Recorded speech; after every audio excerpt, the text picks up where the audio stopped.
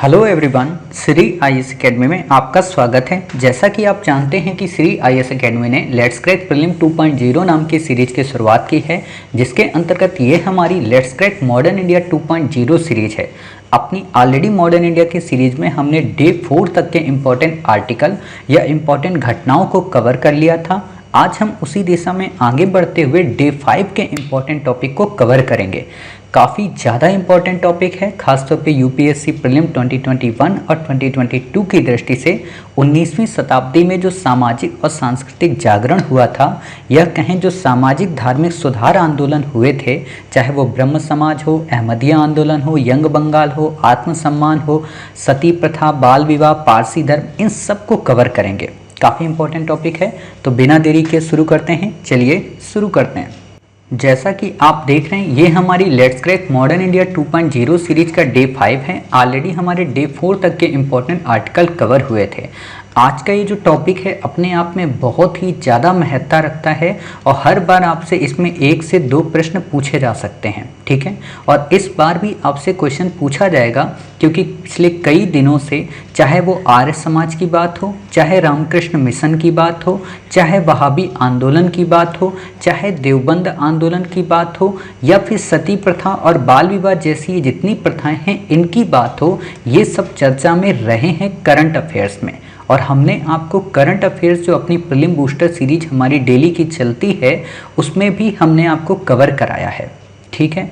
तो फिर भी हम यहाँ पे इसको थोड़ा और गहराई में बताएंगे और एक एक लाइन पे आपको ये समझाने का प्रयत्न करेंगे कि किस तरीके से क्वेश्चन पूछा जा सकता है और किस तरीके से क्वेश्चन नहीं पूछा जाएगा, और फिर आपको उसी फ्रेम में रह के ही पूरी तैयारी करनी है, ठीक। लेकिन जब हम ये बातें बताएं तो हम ये सोच रहे हैं कि हम इससे पहले इसकी एक पूरी भूमिका दे दें कि आखिरकार सामाजिक धार्मिक सुधार आंदोलन की शुरुआत भारत में हुई क्यों, आखिरकार वो क्या कारण थे जिस कारण सामाजिक सुधार आंदोलनों की शुरुआत भारत में हुई, ठीक है। तो जब हम वो एक भूमिका दे देंगे और मोटे तौर पे एक एक करके आपको बता देंगे, जैसा कि हम अपने सभी प्रीवियस पार्ट में बताते आए हैं, तो आपके दिमाग में एक कॉन्सेप्ट पूरा क्लियर हो जाएगा और फिर हम एक एक करके पढ़ के आपको आंसर बता देंगे, ठीक है। तो इतनी बातें आप हमारी समझ गए। तो सबसे पहली बात यही है कि आप जानते हैं कि जो भारतीय समाज है, इसकी जो संस्कृति है अपने आप में एक अनुपम संस्कृति को ये रसपादित करती है। इसमें कई सारे लोग आए, उन्होंने अपने विचार डाले और उन विचारों के माध्यम से ये संस्कृति कभी प्रभावित हुई और कभी इसने सामने वाले को प्रभावित भी किया। चाहे यूनान की बात हो, चाहे गांधार की बात हो, चाहे विदेशी मुस्लिम शासकों की बात हो, या फिर हमारे यहाँ अंग्रेज़ों की बात हो, इन सब ने कहीं ना कहीं प्रभावित किया। सबसे ज़्यादा प्रभाव जो पड़ा भारतीय संस्कृति पे वो मुग़ल सत्ता का पड़ा, और उसके बाद जो प्रभाव पड़ने की शुरुआत हुई वो पड़ी ब्रिटिश एरा के दौरान। ये 2 ऐसे टाइम पीरियड थे जिन टाइम पीरियड ने पूरे के पूरे भारतीय समाज और भारतीय संस्कृति को बदल दिया। ऐसा बिल्कुल भी नहीं है कि भारतीय संस्कृति और भारतीय समाज में जो प्रथाएं विद्यमान थी उनकी देन केवल और केवल मुग़ल सत्ता या ब्रिटिश अंग्रेज ही थे, ऐसा बिल्कुल भी नहीं है। ये वास्तव में भारत की परंपरागत रूढ़िवादिता का ही परिणाम था कि लोग ये समझते थे कि सती जैसी प्रथा होनी चाहिए। आज भी आपने देखा होगा कई लोग क्या समझते हैं कि जो महिलाएं हैं उनको हमेशा झुककर चलना चाहिए। आज भी हमेशा आप देखेंगे महिलाओं के वस्त्रों के लेकर उस पर छींटाकशी की जाती है। जैसे कल मैं एक मूवमेंट पढ़ रहा था, एक पूरी उस पर एडिटोरियल ही आया था पूरा, तो उस न्यूज़पेपर में पढ़ रहा था पूरी मूवमेंट, शायद एंचिकन मूवमेंट थी, पूरी तरह से मुझे दिमाग में याद नहीं है, ई से ऐसे कुछ नाम है, करंट अफेयर्स में हम आपको उसको पढ़ाएंगे। तो एंचिकन मूवमेंट टाइप की एक मूवमेंट है, इंचिकन, हाँ इंचिकन एक मूवमेंट है। तो उसमें क्या हुआ है कि कई सारे जो पुरुष हैं, आपने देखा होगा पुरुष की एक मेंटलिटी होती है कि वो अपने आप को कैसे बताते हैं, जैसे वो बहुत बड़े ब्रह्मचारी हैं। मतलब उसमें उसने दिया था ब्रह्मचारी नहीं, उसमें दिया था अनैतिक ब्रह्मचारी या अस्वीकृत ब्रह्मचारी, अर्थात वो ब्रह्मचारी है नहीं लेकिन होने का दिखावा करते हैं। ठीक है। और ये बताते हैं कि किस तरीके से इंसान को महिलाओं से दूर रहना चाहिए, क्योंकि जो महिला होती है वो उपभोग की वस्तु होती है। महिला जो होती है वो अपने इशारों से, अपनी बातचीतों से आपको प्रभावित कर देगी, आपको आपके मार्ग से भटका देगी। महिला जो होती है वो कंचन कामिनी होती है, ऐसी ऐसी बातें बताते हैं। और साथ ही वो लोग क्या करते हैं कि महिला का जो फिगर होता है, जो बॉडी होती है, उस बॉडी को काफ़ी अलग ढंग से डिफाइन करते हैं और पुरुषों में ये भावना भर देते हैं कि महिला केवल इसी चीज के लिए बनी है, अतः आप महिलाओं से दूर रहें। तो ऐसी ही प्रथाएं उस समय के ब्रिटिश भारत के दौर में आ चुकी थीं, चाहे सती प्रथा की बात हो, चाहे बाल विवाह की बात हो, या फिर विधवा पुनर्विवाह न होने की बात हो। जब ऐसी प्रथाएं विद्यमान हो गईं तो समाज के कई प्रबुद्ध वर्ग के लोग जो कि मॉडर्न एजुकेशन प्राप्त कर रहे थे, मॉडर्न एजुकेशन का मतलब क्या है, जिसमें विज्ञान की बात हो, जिसमें तथ्य की बात हो, जिसमें तर्क की बात हो। तो इस मॉडर्न एजुकेशन के अंतर्गत जो प्रथम व्यक्ति थे उनका नाम था राजा राम मोहन राय। राजा राम मोहन राय एक ऐसे अद्भुत व्यक्ति हैं जिन्होंने पश्चिम को भी सीखा और पूर्व को भी सीखा, और पश्चिम और पूर्व को आपस में इंटरलिंक करके एक आधुनिक भारत का निर्माण किया, जो कि उस समय शुरुआती क्षणों में काफ़ी उनका विरोध किया गया। विरोध तो तब हुआ जब उनके ही परिवार के जनों ने किया। छोटी सी बात मैं अगर आपको बताऊं, आज भी अगर आप आईएएस बन गए, सपोज करो आईएएस आप बन गए, आप लवासना में गए और आपको लवासना में कोई कन्या या फिर कोई आपको मेल मतलब पसंद आ गया, कोई देवता पसंद आ गया, और वो आपकी अगर कास्ट का नहीं है, ठीक है, आपके धर्म का नहीं है, तो ये समाज एक्सेप्ट नहीं करेगा, भले आप कलेक्टर के पद पे हो, भले आपने कितनी भी किताबें क्यों ना पढ़ी हो जिसमें आपने पढ़ा होगा कि जाति धर्म पूछे ना कोई, हरि का भजे जो हरि का होई। तो यहाँ पे ये काम नहीं करता है। हम कितनी भी आपको नैतिकता परक बातें बता दें, जैसे छोटी सी बात मैं आपको बताना चाहता हूँ, मैं आपको कितना भी ये ज्ञान दे दूं कि प्यार करना ना बहुत अच्छी चीज़ होती है, और प्यार का जो विवाह होता है बहुत ही अच्छी चीज़ है, और आपको शादी करनी चाहिए तो लव मैरिज ही करनी चाहिए, यहाँ पे मैं आपको ज्ञान दे दूंगा। लेकिन मैं खुद अपने घर में कभी ये नहीं कह सकता हूँ कि हाँ प्यार करना बहुत अच्छी चीज़ है, समझ गए? क्योंकि अच्छे से पता है कि हम अपने जो विचार हैं उनको बदल सकते हैं। हाँ, हो सकता है कि हम अपने बच्चों के विचारों का समर्थन कर दें, लेकिन हम अपने पिता के द्वारा या हमारे परिवार के द्वारा जो विचार हमें ढाले गए हैं पहले से, उनको हम अगर बदलने का प्रयत्न करेंगे तो एक ही चीज़ आता है, शब्द क्या, निकल जाओ मेरे घर से, तुम्हारे जैसे लड़के की ज़रूरत नहीं है, तुम्हारी जैसी लड़की ने मेरी नाक कटवा दी, है ना, ये शब्द आते हैं। तो हम उनको नहीं बदल सकते, और मेरा यही मानना भी है कि हमें उनके विचारों को बदलना भी नहीं चाहिए। जैसे कि होते हैं ना कि कुछ लोग सोचते हैं कि वो अपने पिता के विचारों को बदल दें, नहीं बदल सकते हो भाई। 55 साल से जो व्यक्ति एक ही चीज़ को सीखते हुए आया है, 70 वर्षों से जो एक ही परंपरा को जीते आया है, आप उसको जिंदगी के अंतिम क्षणों में कह रहे हो कि नहीं इस विचार को ऐसे बदल दो। क्यों वो बदले? आप क्या बदल सकते हो? आपको भी तो बदलने का प्रयत्न कर रहा है कि समझ जाओ बेटा, प्यार की जो शादी होती है वो 90% से ज़्यादा डिवोर्स होते हैं। ये है, रियलिटी है कि आप जब प्यार मोहब्बत करते हैं ना तो उसमें 90% डिवोर्स होते हैं, और वैसे जो होती हैं शादियां अरेंज मैरिज, उसमें डिवोर्स के चांसेस 10% ही होते हैं। ये रिपोर्ट कहती है भारत सरकार की, कई सारी रिपोर्ट हैं, और आपने अपने आसपास के मोहल्ले में, गांव गली में, सब जगह देखा भी होगा कि प्यार करने वालों की शादी जल्दी टूट जाती है। ठीक, वो क्या कारण है वो हम इंडियन सोसाइटी में पढ़ाएंगे, और वहाँ पे भी हमें ये मूवमेंट पूरी पढ़ानी पड़ेगी, ठीक है, बट मैं समझाना चाह रहा हूँ। तो ये जो प्रथाएं थीं ये काफ़ी बेकार टाइप की थीं। अब यहाँ पे राजा राम मोहन राय ने एकदम से सोसाइटी को नहीं बदला। उन्होंने क्या कहा कि जो महिला या जिस महिला का पति मर जाता है, उसका देहांत हो जाता है, तो उसमें उस महिला का कोई दोष थोड़ा ना है। तो आप उस महिला को मत अग्नि में दफन करें, या आप उस महिला को अग्नि में आहुति ना दें। इस चीज का उन्होंने विरोध किया। अब प्रश्न उठता है कि जब उन्होंने सती का विरोध किया तो बाल विवाह का क्यों किया, और फिर विधवा का क्यों किया समर्थन? वास्तव में तीनों के तीनों एक दूसरे से इंटरलिंक हैं। आप 99% बुक पढ़ेंगे, 99 टीचर से पढ़ेंगे, कोई आपको इन तीनों का रिलेशन नहीं बता पाएगा। और इस रिलेशन को अगर आप समझ गए तो समझ जाओगे कि ये तीनों प्रथाएं क्यों बुरी थीं और इन तीनों का आपस में क्या संबंध था। छोटा सा एग्जाम्पल मैं आपको देता हूँ।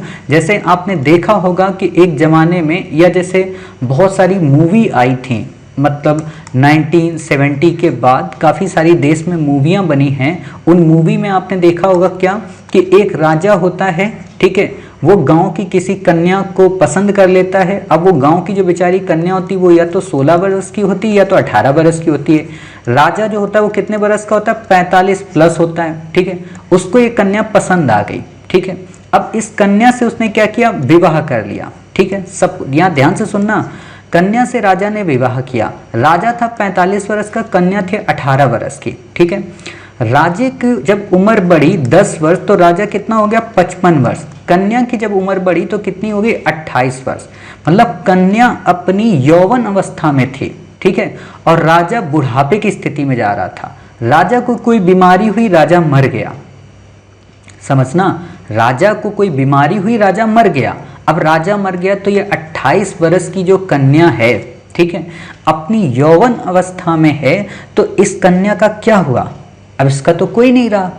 तो लोगों ने क्या सोचा कि इसको हम सती करा दें। अब एक बात बताओ, अगर इसकी सती नहीं कराई जाएगी, अगर इसको अग्नि में आहुति नहीं दी जाएगी, तो फिर समाज में ये बनी रहेगी, और समाज में बनी रहेगी तो क्या होना चाहिए कि इसका फिर से विवाह कराना चाहिए। तो उसी विवाह को कराने के लिए विधवा पुनर्विवाह आया। मतलब राजा राम मोहन राय हो या स्वामी दयानंद सरस्वती हो या ईश्वर चंद विद्यासागर हो या फिर कोई भी व्यक्ति हो, इन सब के दिमाग में एक चीज ये थी कि समस्याएं 3 हैं। सबसे पहले हमें किस पे रोक लगानी पड़ेगी, बाल विवाह पे, क्योंकि जब बाल विवाह ही नहीं होगा, राजा ही नहीं पहले मरेगा, तो हम सती कराएंगे ही नहीं। और जब सती ही नहीं होगा और सपोज करो सती नहीं हुआ, ठीक है, कम केसेस आए, तो जो कन्या बची, राजा अगर मर भी गया है तो उस कन्या का हम फिर से विवाह करा देंगे, मतलब पुनर्विवाह करा देंगे। समझ गए। इसीलिए आज भी देखना हमारे सोसाइटी में जब बाल विवाह के लिए कानून बना तो उसी समय सती के लिए कानून बना, उसी समय विधवा पुनर्विवाह के लिए कानून बना, ठीक है। अब यहाँ पे कंफ्यूजन क्या होती है बच्चों के अंदर, उस चीज़ को आप चाहे तो नोट पॉइंट में डाल लें या फिर मैं तो आगे आपको पढ़ाऊंगा ही। दिक्कत ये होती है, आपको लाइन जब मिलती है ना कि सती प्रथा पर रोक लगाई, बाल विवाह पर रोक लगाई, विधवा पुनर्विवाह पे रोक लगाई, ऐसा दे देता तो बच्चे इसको भी सही कराते हैं। अरे भाई, विधवा पुनर्विवाह पे रोक नहीं लगाई, विधवा पुनर्विवाह की अनुमति थी, ठीक है। अब यहाँ पे इतनी बातें क्लियर हुई। अब थोड़ा और बैकग्राउंड पे चलते हैं। क्या बैकग्राउंड, ये देखो सोसाइटी का टॉपिक हो जाता है यहाँ पे। मैं पढ़ा नहीं रहा हूँ सोसाइटी अभी, लेकिन मैं कहानी समझाना चाहता हूँ ताकि आगे की चीज़ें क्लियर हो जाएं, इसी पे कॉन्सेप्ट आते हैं, ठीक है। अब एक बात और बताओ, अभी हमने बात की बाल विवाह। कोई व्यक्ति अपनी कन्या का बाल विवाह क्यों कराता था उस समय में, क्योंकि उसको डर होता था कि कहीं उसकी मौत ना हो जाए, उसको डर होता था कि कहीं आगे चल के जो उसकी बेटी है, ठीक है, वो किसी के साथ ना चली जाए या किसी दुष्ट इंसान का मतलब उसके साथ गलत काम ना कर दे, ठीक है। तो उस दुष्टता से बचाने के लिए, लड़की की सेफ्टी के लिए ये सज्जन महोदय उसका विवाह कर देते थे। साथ ही आर्थिक तंगी भी काफ़ी ज़्यादा होती थी। इसके अलावा जो एक और सबसे बड़ा इंपॉर्टेंट रोल था वो क्या था कि ये जो लोग थे माता पिता, अब एक बात बताओ, ये जो माता पिता होंगे तो ज़्यादा से ज़्यादा 55 से प्लस 60 के आसपास होंगे, 55-60 के आसपास, ठीक है। तो इनको ये लगता था अभी हमारी बेटी 14 वर्ष की है और अगर ये अभी हमने इसका विवाह नहीं किया, ठीक है, 10 साल बाद करेंगे तब तक तो हम चले ही जाएंगे, तो फिर इसको कौन देखने वाला होगा, और ये अनाथ हो जाएगी तो कहीं कोई फिर इसके साथ कुछ दुराचार ना कर दे। तो ये भी एक तरीके का भय होता था, ठीक।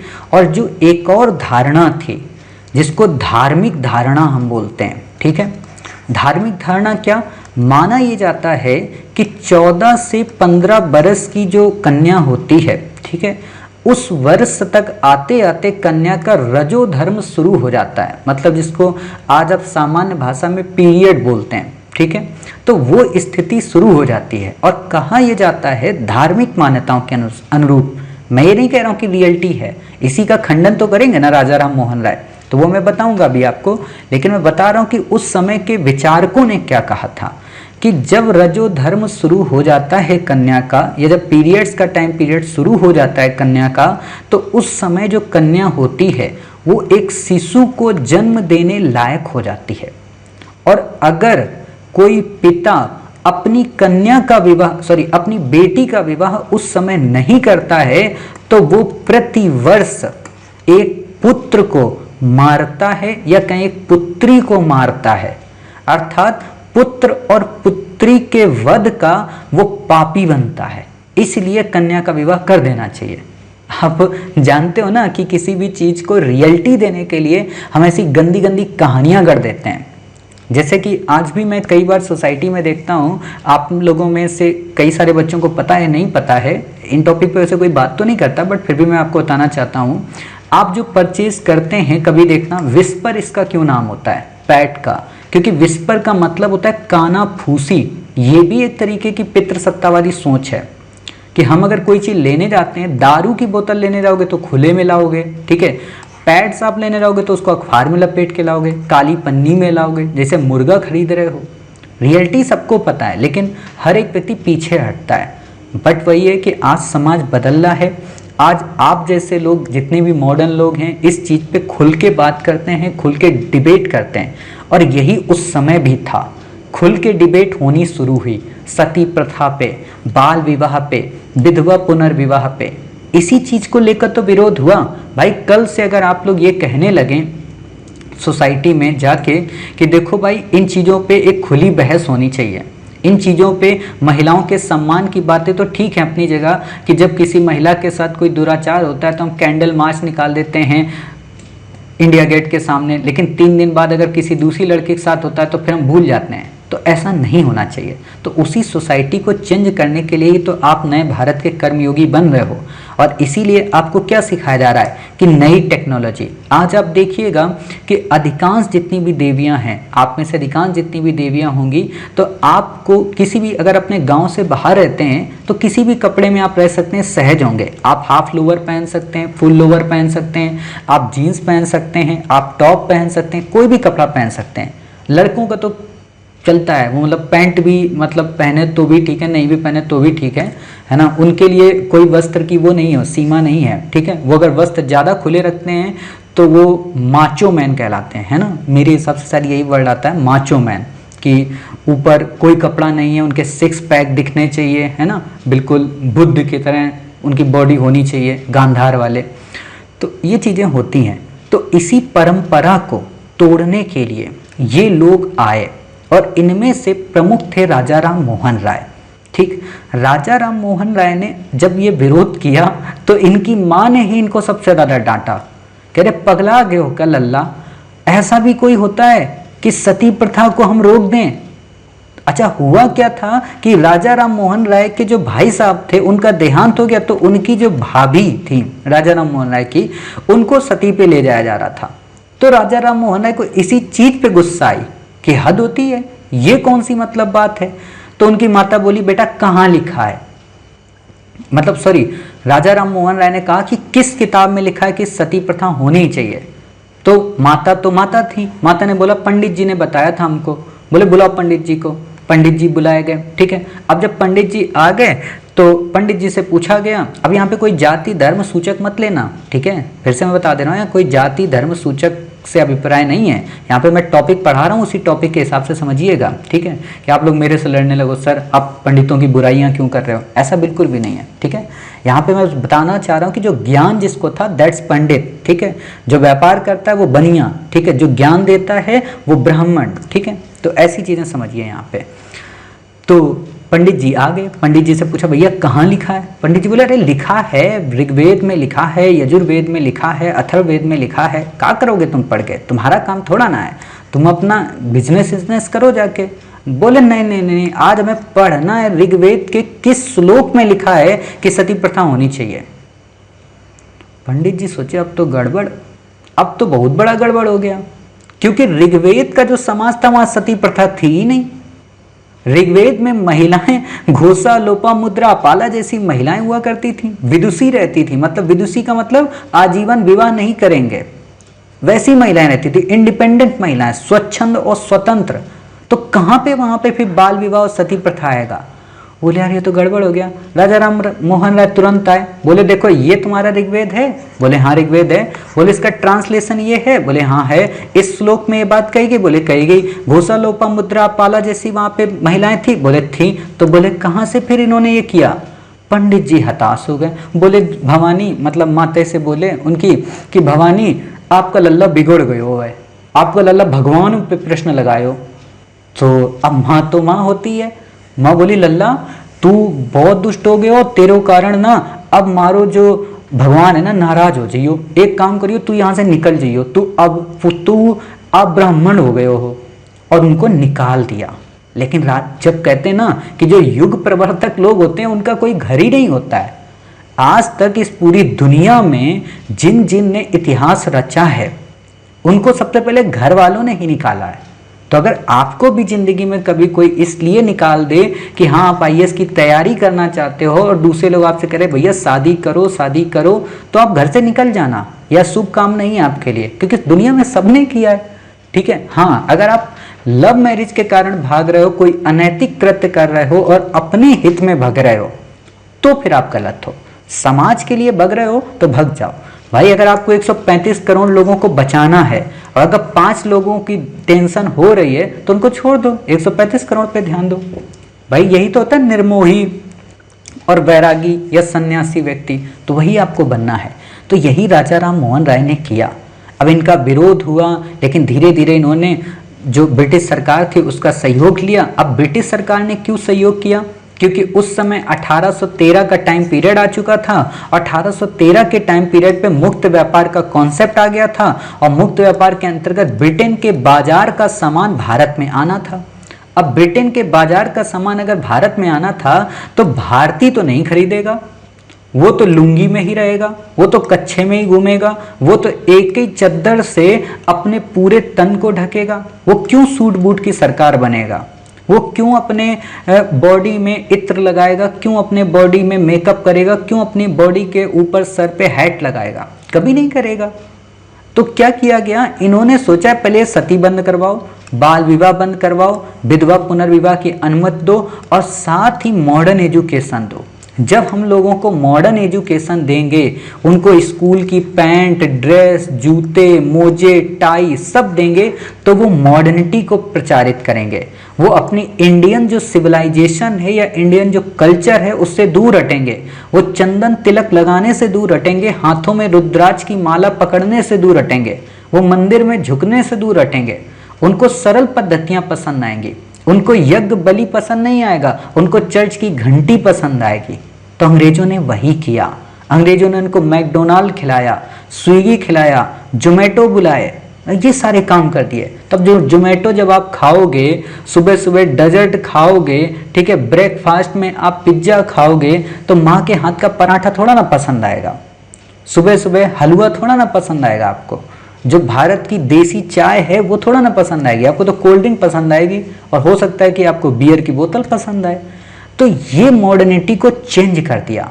तो इसीलिए अंग्रेजों ने साथ दे दिया इनका, क्योंकि अंग्रेजों को अपना हित दिख रहा था, राजा राम मोहन राय को मॉडर्निटी दिख रही थी कि हम आधुनिक बनाएं। तो इस आधुनिकता के तारतम्य ने और ब्रिटिश सरकार की इकोनॉमिक जरूरतों ने भारत में धार्मिक और सामाजिक सुधार आंदोलन किया। अब इतनी बातें समझ गए। अब प्रश्न आता है, यहाँ दो वर्ड हैं, धार्मिक और सामाजिक। धार्मिक का मतलब धर्म में सुधार, सामाजिक का मतलब समाज में सुधार। समाज में सुधार का मतलब कि वेद कोई भी पढ़ सकता है। जैसे छोटी सी बात है, ठीक है, पहले क्या होता था कि वेद जो हैं वो केवल ब्राह्मण ही पढ़ेंगे, ठीक है, क्षत्रिय जो होंगे वो केवल सेवा ही करेंगे, जो वैश्य होंगे वो केवल व्यापार ही करेंगे, ठीक है, और जो शूद्र हैं वो केवल मतलब सेवा के अंतर्गत ही आएंगे, ऊपर के तीनों वर्गों की। आज क्या है कि आज चारों काम एक ही वर्ण करता है।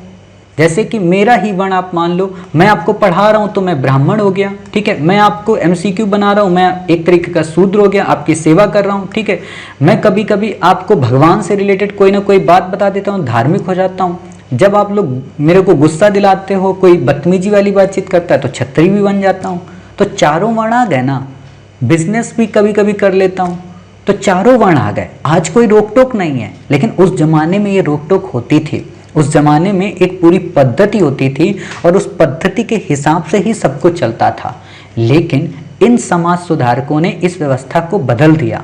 इन्होंने कहा कि अगर ब्राह्मण केवल ज्ञान की बातें करेंगे, अन्य कार्य नहीं करेंगे, तो समाज का जो ताना बाना है वो बिगड़ जाएगा। इन्होंने कहा कि हर एक व्यक्ति को स्वच्छंदता हो, स्वतंत्रता हो, वो भी मंत्र पढ़ सके और वो भी मंत्र के साथ यज्ञ का जाप कर सके। समझ गए? जैसे आज हम लोग खुद ही यज्ञ कर लेते हैं, कभी हमें पुरोहित वर्ग की जरूरत नहीं पड़ी, कभी भी हम किसी को नहीं बुलाए। ठीक है, तो ये सारी चीजें होती हैं। ठीक, तो इतनी बातें आपको समझ में आ गई। चलिए, अब इतनी बातें जब समझ में आ गई तो इसके बाद ब्रह्म समाज शुरू हुआ। ब्रह्म समाज के बाद जब राजा राम मोहन राय जी का देहांत हो गया तो कई और लोग इसमें जुड़े, जिसमें देवेंद्र नाथ टैगोर जुड़ते हैं, केशव चंद्र सेन जुड़ते हैं। आपस में उनके विवाद होता है। विवाद के बाद फिर एक नया संस्थान ओपन होता है जिसको साधारण ब्रह्म समाज बोलते हैं। खैर, वो बात की बात है, आगे डिटेल में पढ़ेंगे। ब्रह्म समाज से ही काफ़ी ज़्यादा इंस्पायर थे, यानी कि आचार्य केशव चंद्र सेन से काफ़ी ज़्यादा इंस्पायर थे आत्माराम पांडुरंग। उन्होंने 1867 में आके एक नया संस्थान स्टैब्लिश कर दिया जिसको प्रार्थना समाज बोलते हैं, जो कि महादेव गोविंद रानाडे और आत्माराम पांडुरंग के नेतृत्व में स्थापित किया गया। इन्हीं के बाद एक नए और संस्थान की स्थापना हुई जिसको आर्य समाज बोलते हैं। आर्य समाज वास्तव में एक ऐसा संस्थान था जिसने प्राचीन जो ऋग्वैदिक परंपरा थी, वर्ड मेरा सुनना, प्राचीन ऋग्वैदिक परंपरा, उत्तर वैदिक नहीं, उत्तर वैदिक में कर्मकांड था, उत्तर वैदिक में रिजिडता थी, उत्तर वैदिक में महिलाओं के अधिकारों को कम किया गया था, जबकि ऋग्वैदिक में महिलाएं इक्वल थीं। तो राजा राम मोहन राय ने स्वामी दयानंद सरस्वती ने आर्य समाज की स्थापना करके ये सिद्ध करने का प्रयत्न किया कि जो हमारे वेद हैं वो सर्वे सर्वा हैं। और आप देखिएगा कि स्वामी दयानंद सरस्वती ने क्या कहा, वेदों की ओर लौटो। मार्टिन लूथर किंग ने क्या कहा था, बाइबिल की ओर लौटो। इसीलिए कहा जाता है कि जो स्वामी दयानंद सरस्वती हैं वो भारत के मार्टिन लूथर हैं। समझ गए? कई बार आप लोग पढ़ते होगे ना, जैसे आप हमेशा समुद्रगुप्त को पढ़ते होगे, भारत का नेपोलियन।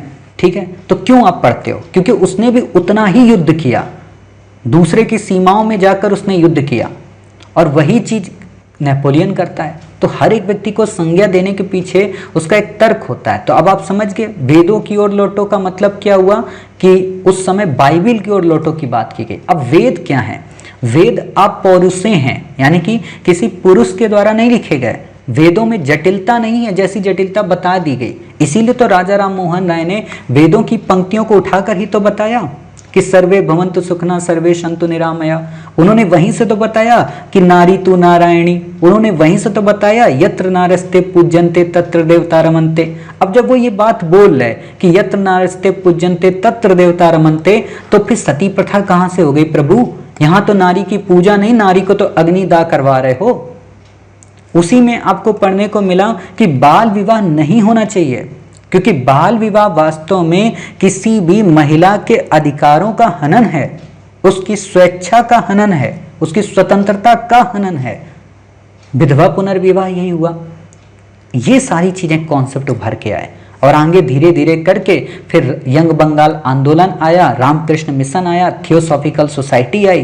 थियोसॉफिकल सोसाइटी वास्तव में बाहर से आई थी, जिसमें एनी बेसेंट भारत में प्रमुख थी, हालांकि कर्नल अल्कॉट ब्लाविट्स्की ये भी लोग इसमें शामिल थे। फिर इसके बाद जब ये इंडियन मतलब कहें हिंदू धर्म में जब ये सुधार हो रहा था, तो मुसलमानों में भी कई प्रकार की रूढ़िवादिताएं आ गई थीं।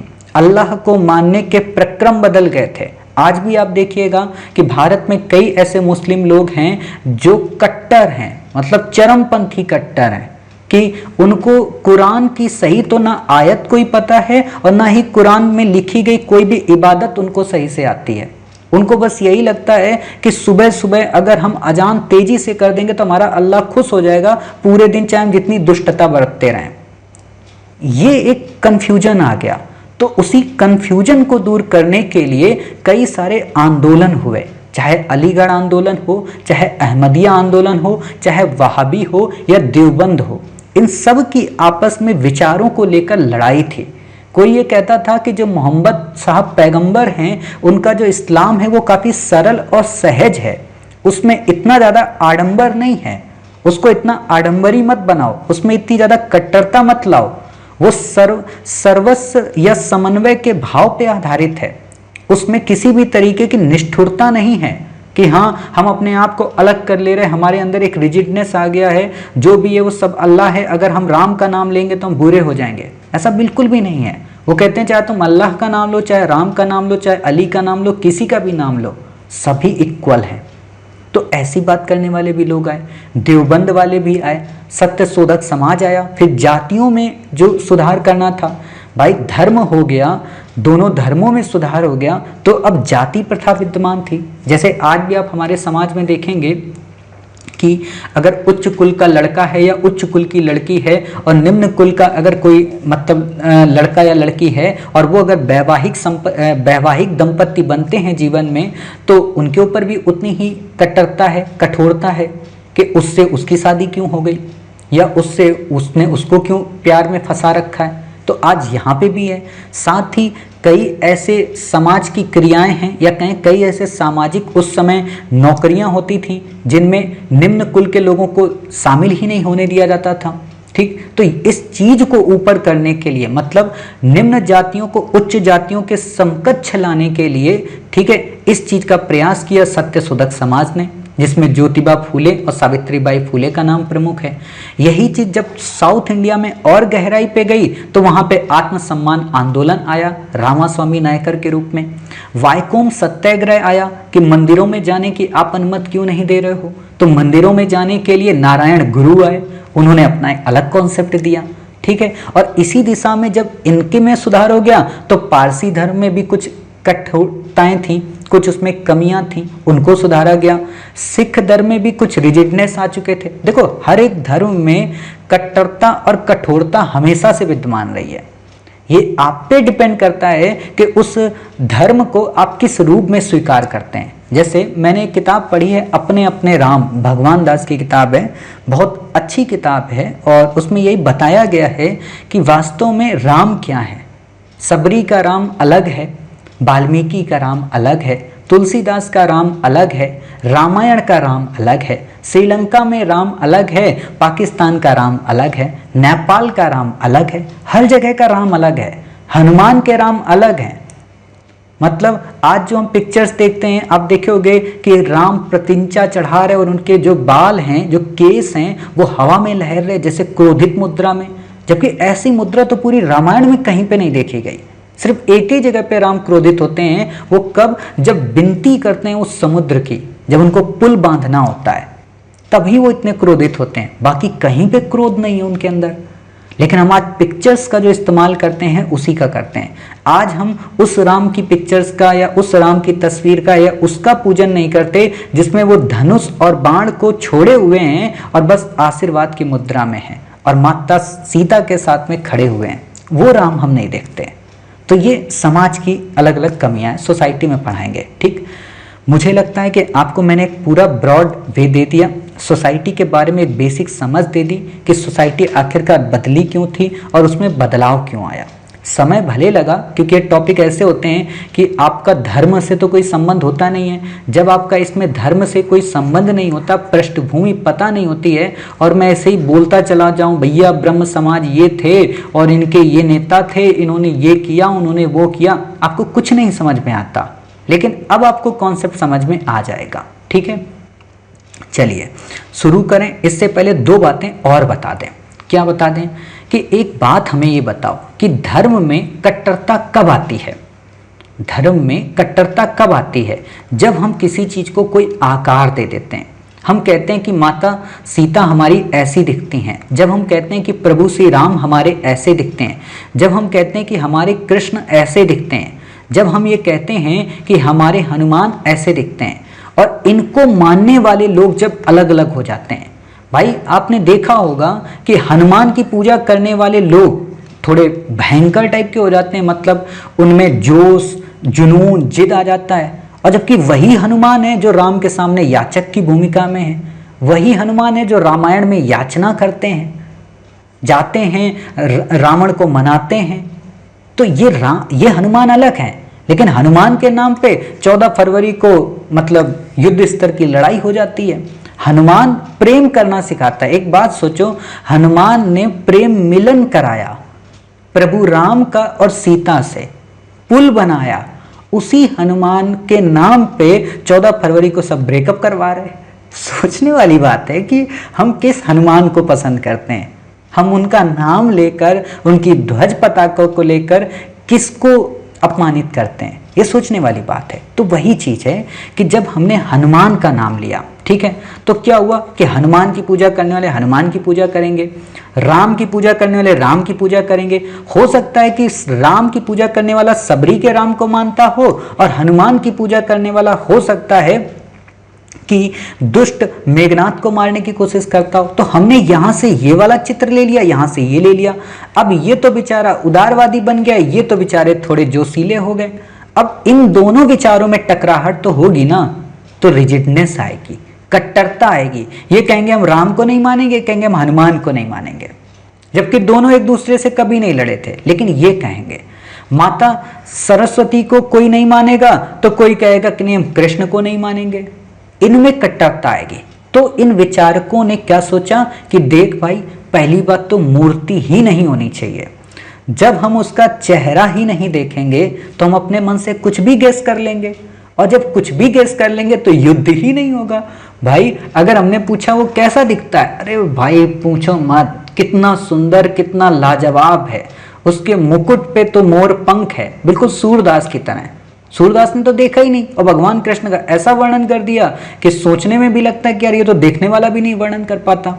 ठीक है, तो हमने सोचना शुरू किया। किसी ने पूछा अरे बताओ तो यार कैसे दिखते हैं तुम्हारे भगवान कृष्ण। अरे मत पूछो यार, वो तो छलिया इंसान है, कमर में एक बांसुरी है और ऊपर मोर मुकुट है और सांवला उनका रूप है। जो राधा हैं वो बिल्कुल गोरी हैं और ब्रजभान की दुलारी हैं। तो अब तुम ढूंढो राधा कौन थी, भाई पता ही नहीं कर पाओगे भाई किससे कृष्ण कौन थे। फोटो मिलेगी तभी तो पता करोगे कि इनका इनके साथ प्रेम संबंध है। जब फोटो ही नहीं मिलेगी तो आप रिजिडनेस ही नहीं आएगा।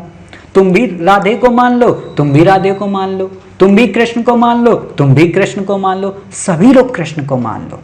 इसीलिए उनमें रिजिडनेस नहीं आई, और इसीलिए राधा ने कभी नफरत नहीं की रुक्मणी से, और ना ही रुक्मणी ने नफरत की कभी राधा से, और ना ही मीरा ने कभी नफरत की इन लोगों से। क्यों? क्योंकि मीरा के अलग गिरधर हैं, ठीक है, राधा के अलग श्याम हैं, रुक्मणी के अलग श्याम हैं। रुक्मणी के जो कृष्ण हैं वो कैसे हैं? वो द्वारिकाधीश हैं। राधा के जो कृष्ण हैं वो कैसे हैं? वो माखन चोर है। मीरा के जो कृष्ण है वो क्या है? गिरधर नागर। मतलब इन सब में श्रेष्ठ हैं वो, हर एक समस्या को दूर करने वाले। तो सब अपने अपने मन से मान लिए, तो इसलिए कोई रिजिडनेस नहीं आई।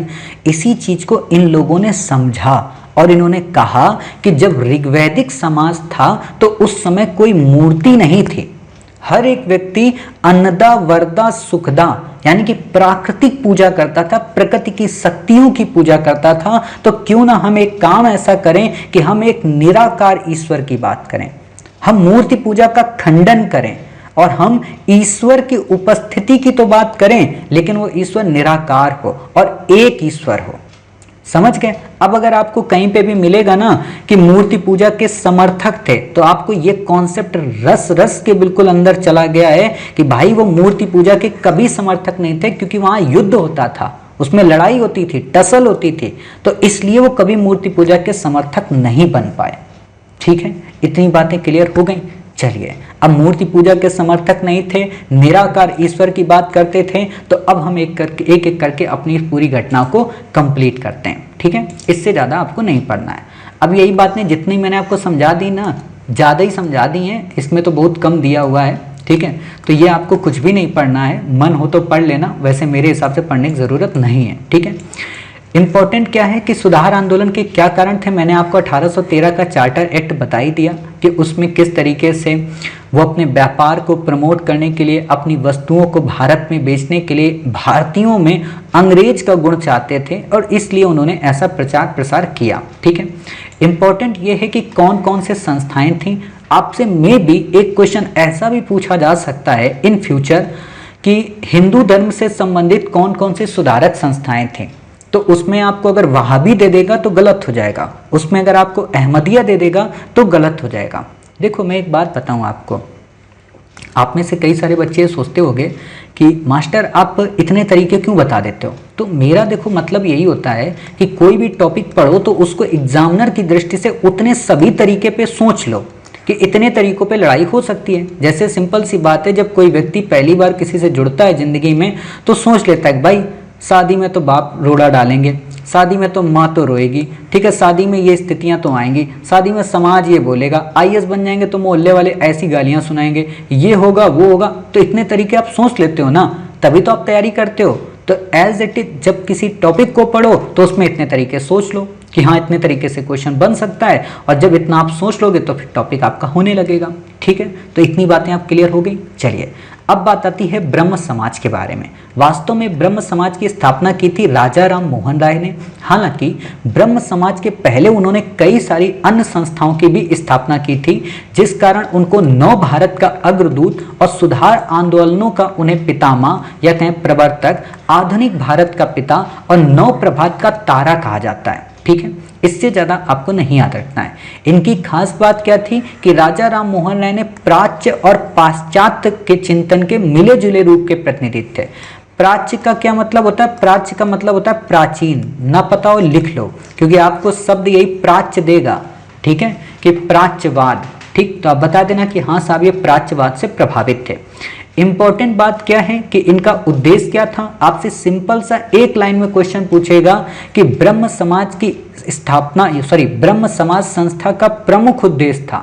तो प्रमुख उद्देश्य था हिंदू धर्म में सुधार लाना, सभी धर्मों की अच्छाइयों को अपनाना, मूर्ति पूजा का विरोध। ध्यान देना, यहाँ पे लाइन दे देगा मूर्ति पूजा का समर्थन, तो गलत हो जाएगा। ठीक है, एक ब्रह्म की पूजा का उपदेश देना। एक ब्रह्म का मतलब एक ईश्वर की बात करना, अर्थात इन्होंने एकेश्वरवाद का समर्थन किया और कहा कि सभी धर्म एक हैं। ठीक है, आपसे क्वेश्चन पूछेगा कि ब्रह्म समाज के संदर्भ में इन्होंने हिंदू धर्म में सुधार की बात की, नंबर 2 एकेश्वरवाद की बात की, नंबर 3 मूर्ति पूजा का समर्थन किया, गलत हो जाएगा।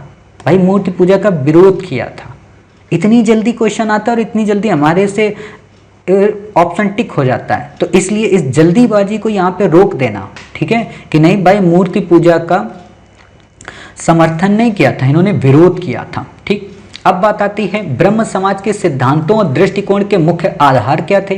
तो पहला था मानव विवेक यानी कि तर्क, दूसरा वेद और उपनिषद। आपसे सिंपल सा क्वेश्चन एक और बना सकता है कि ब्रह्म समाज के सिद्धांतों और दृष्टिकोणों को प्रमुख आधार निम्न में से कौन कौन से थे? नंबर 1 मानव विवेक तर्क शक्ति, नंबर 2 वेद, नंबर 3 उपनिषद, नंबर 4 पारंपरिक रूढ़िवादिताएं। तो आप बता दो कि साहब ये चारों के चारों इसमें थे कि ये पारंपरिक जो रूढ़िवादिताएं थी इनको दूर करने की यहाँ पे बात हुई थी। ठीक है, तो मानव विवेक के आधार पे इन्होंने डिसाइड किया, वेदों को इन्होंने प्रमाणित किया, उपनिषदों में लिखी गई बातों को लोगों को बताया। ठीक है, बाकी आपसे क्वेश्चन नहीं पूछेगा इन्होंने किस किस से क्या क्या लिया, आप चाहें तो पढ़ सकते हैं।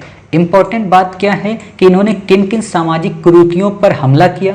तो सामाजिक कुरीतियां कौन है हिंदू समाज की? एक तो सती प्रथा, आप जानते हो सती प्रथा का सामान्य सा मतलब कि कोई देवता का देहांत अगर हो गया है तो उनकी अर्धांगिनी को उसी चिता में जिंदा जला दिया जाता था। और जानते हो दुष्टता की हद क्या होती थी? अगर किसी महिला को, अब आप में से कुछ लोगों को सोच के रोए खड़े हो जाएंगे, मैंने तो पढ़ा है तो मेरे रोए खड़े हो गए थे। तो आपको तो मैं सुना रहा हूँ और विजुअल फॉर्म भी बता रहा हूँ, तो आपकी तो हालत कैसी होगी तो मैं ही समझ सकता हूँ। ठीक है, तो क्या होता था कि जो चिता होती थी, ठीक है, उस चिता में उस महिला को बैठा दिया गया। अब वो बेचारी रोते हुए तो जाती थी। ठीक है, अब सिंपल सी बात है, एक तो पति मर गया, दुखी अलग से है। ठीक, अब तुम उसको ले गए और बिल्कुल श्रृंगारित करके, मतलब नई नवेली दुल्हन की तरह, जिसको मेरे हिसाब से शायद शब्द बोला जाता है सुहागिन, शायद, है ना, गलत हो तो मेरे को बता देना। वैसे सुहागिन वर्ड बोला जाता है। ठीक है, क्योंकि उसका सुहाग उजड़ गया था। तो उस सुहागिन ड्रेस में, मतलब लाल कपड़े में, लाल साड़ी में, और पूरा सिंदूर और पूरा मंगलसूत्र सब धारण करके उसको बैठाया जाता था। और अगर नीचे आग लगाई जाएगी, देखो नॉर्मली आपने बैठा दिया तो बैठ गए, अगर आग लगाई जाएगी तो वो इंसान उठेगा ना। जैसे आपने वेलकम मूवी देखी होगी ना, उसमें लास्ट सीन क्या होता है कि वो जो RDX होता है ना, हाँ RDX ही तो होता है, उसके बेटे को वेलकम 1 की शायद मैं बात कर रहा हूँ। हाँ, RDX के बेटे को चिता के पास में वो कर दिया जाता है और आग लगा दी जाती है। वो बेचारा जिंदा होता है तो उठ नहीं जाता है तुरंत। तो एज इट इज ऐसा इनके साथ भी होता है। तो ये लोग क्या करते हैं, दुष्ट लोग जो आसपास गांव के पुरुषवादी लोग खड़े होते हैं, वो बड़े बड़े बांस और बड़े बड़े डंडे के माध्यम से महिला को उठने ही नहीं देते, उसको दबा देते हैं वहां पे, और वो पूरी भूंज दी जाती है वहां पे। जैसे होली में हम लोग होलिका दहन नहीं करते हैं, होलिका दहन का मतलब किसी महिला को थोड़ा ना बैठाते हैं, बल्कि हम क्या करते हैं, होली में हम जो अपने यहाँ से चीज़ें, कंडे के उपले, जो गाय के गोबर के उपले बनते हैं, ठीक है, उनको हम लेके जाते हैं, उनको वो करते हैं और उससे पूजा करके वापस आते हैं। तो एज इट इज ये भी वो लोग वैसा ही करते हैं। अभी मैं एक दिन पढ़ा था कि बहुत अच्छा कमेंट आया था कि होली वाले दिन होलिका दहन क्यों करते हैं। मतलब ये भी एक तरीके से पितृसत्तावाद है कि महिला को ही क्यों जलाया जाए, पुरुष को क्यों नहीं जलाया जा रहा है। अब ये भी बात उनको समझाने की जरूरत पड़नी चाहिए कि भाई रावण को भी तो जलाते हैं हम लोग, है ना, जिस देवी जी ने लिखा था होलिका दहन को लेके, ठीक है। तो खैर, ये सती प्रथा आप जान गए। बहुपत्नी प्रथा का मतलब आपने देखा होगा, आज भी कई सारे ऐसे लोग होते हैं कि उनकी बहुत सारी पत्नियां होती हैं, ठीक है, मान लो 10 हो गई, 12 हो गई, 20 हो गई। जैसे अभी आप अफगानिस्तान देख रहे होंगे, तो अफगानिस्तान में देख रहे होंगे कि एक सज्जन के 3-3, 4-4 पत्नियां साथ में होती हैं, ठीक है। तो ये बहुपत्नी प्रथा वास्तव में उस समय अच्छी इसलिए होती थी क्योंकि ये माना जाता था उस समय, मतलब देखो मैं अच्छा नहीं कह रहा हूँ, मतलब आप ये मत समझना सर आप तो समर्थन कर रहे हो। उस समय अच्छी क्यों होती थी, क्योंकि उस समय हमारे यहाँ इतने ज़्यादा इक्विपमेंट्स नहीं होते थे हेल्थ के, जिस कारण हम मतलब किसी भी तरीके से किसी भी महिला को मतलब बचा सकें या किसी पुरुष को बचा सकें, ठीक है। दूसरी चीज़ क्या होती थी कि जैसे बहुपत्नी इसलिए भी कर लिया जाता था क्योंकि एग्रीकल्चर से डिपेंड पूरी इकोनॉमी होती थी, तो वर्कर्स चाहिए होते थे, मशीनें चाहिए, मशीनें थी नहीं, गरीबी काफ़ी ज़्यादा थी, और उस समय इतने जो आज हमारे पास इक्विपमेंट्स हैं प्रेगनेंसी को रोकने के, इतने वहाँ पे नहीं थे, ठीक। तो कई बार कोई महिला मान लो प्रेग्नेंट हो गई है ना, और इतने इक्विपमेंट्स नहीं, तो बच्चा गिर गया या माँ की मौत हो गई। आज भी हम देखते हैं कि मातृ शिशु मृत्यु दर जो देखने को मिलती, तो वही स्थिति वहाँ पे भी थी। तो इन सारी चीज़ों से निपटने के लिए लोग बहुपत्नी प्रथा करते थे, और कुछ तो अय्यासी के लिए करते थे, तो इसलिए ये भी एक कुरीति थी। वेश्यागमन आज भी आप देखते हो, है ना, अच्छी चीज़ है बुरी चीज़ है, इस पे मैं सोसाइटी में पढ़ाऊंगा, ठीक है, मतलब लेकिन मेरे हिसाब से जहाँ तक मैंने पूरा निष्कर्ष निकाला है वेश्यावृत्ति को लेकर, तो वो निष्कर्ष यही निकला है कि वेश्यावृत्ति एक अच्छी चीज़ है, बुरी चीज़ नहीं है, ठीक है। अब डिबेट मत करना मुझसे, जब पढ़ाऊंगा तब बताऊंगा, ठीक है। आपको भी लगेगा कि हाँ सच में अच्छी चीज़ है, क्योंकि देश की बहुत सारी समस्याओं को ये रोक सकती है, ठीक है। जातिवाद, ठीक है, आज भी आप देखते हो बना ही हुआ है। बाल विवाह अच्छे से पता है, विधवा पुनर्विवाह अच्छे से आपको पता है, ठीक है। तो आपको लाइन यही देगा, देखो यहाँ पे लाइन कितनी इंटरेस्टिंग आपको दी है, आपका दिमाग घूम सकता है। यहाँ पे आपको लाइन इसने क्या दे दी है, आपको लाइन यहाँ पे दी है कि सामाजिक क्षेत्र में राजा राम मोहन राय ने सामाजिक कुरीतियों, सती प्रथा, बहुपत्नी प्रथा, वेश्यागमन, जातिवाद, बाल विवाह आदि का विरोध किया, जबकि विधवा पुनर्विवाह का समर्थन किया। तो ये लाइन याद रखना, ठीक है। आपके पास तो बुक है, मैं क्यों ऐसा सोच रहा हूँ कि आपको दिक्कत होगी, ठीक है। धार्मिक क्षेत्र में उन्होंने मूर्ति पूजा की आलोचना की, मैंने ऑलरेडी बता दिया। कर्म कांड का उन्होंने विरोध किया और धार्मिक ग्रंथों की व्याख्या के लिए पुरोहित वर्ग को अस्वीकार किया।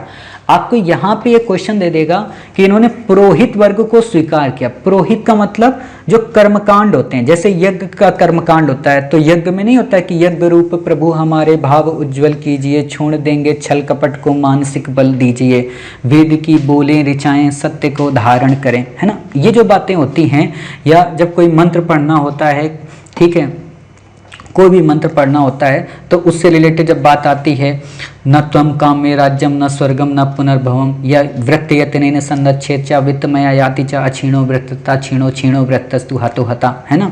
ये कई सारे मंत्र होते हैं, सर्वे भवन्तु सुखिनः सर्वे सन्तु निरामया सर्वे भद्राणि पश्यन्तु मा कश्चित् दुःखमात् पुनयात्। अब ये जो मंत्र होते हैं, ठीक है, तो क्या कहा जाता था कि इन मंत्रों को पढ़ने का काम किसका है, केवल और केवल पुरोहित वर्ग का, ठीक है। तो उस की बात को एक खंडित किया गया कि कोई भी व्यक्ति मंत्र पढ़ सकता है।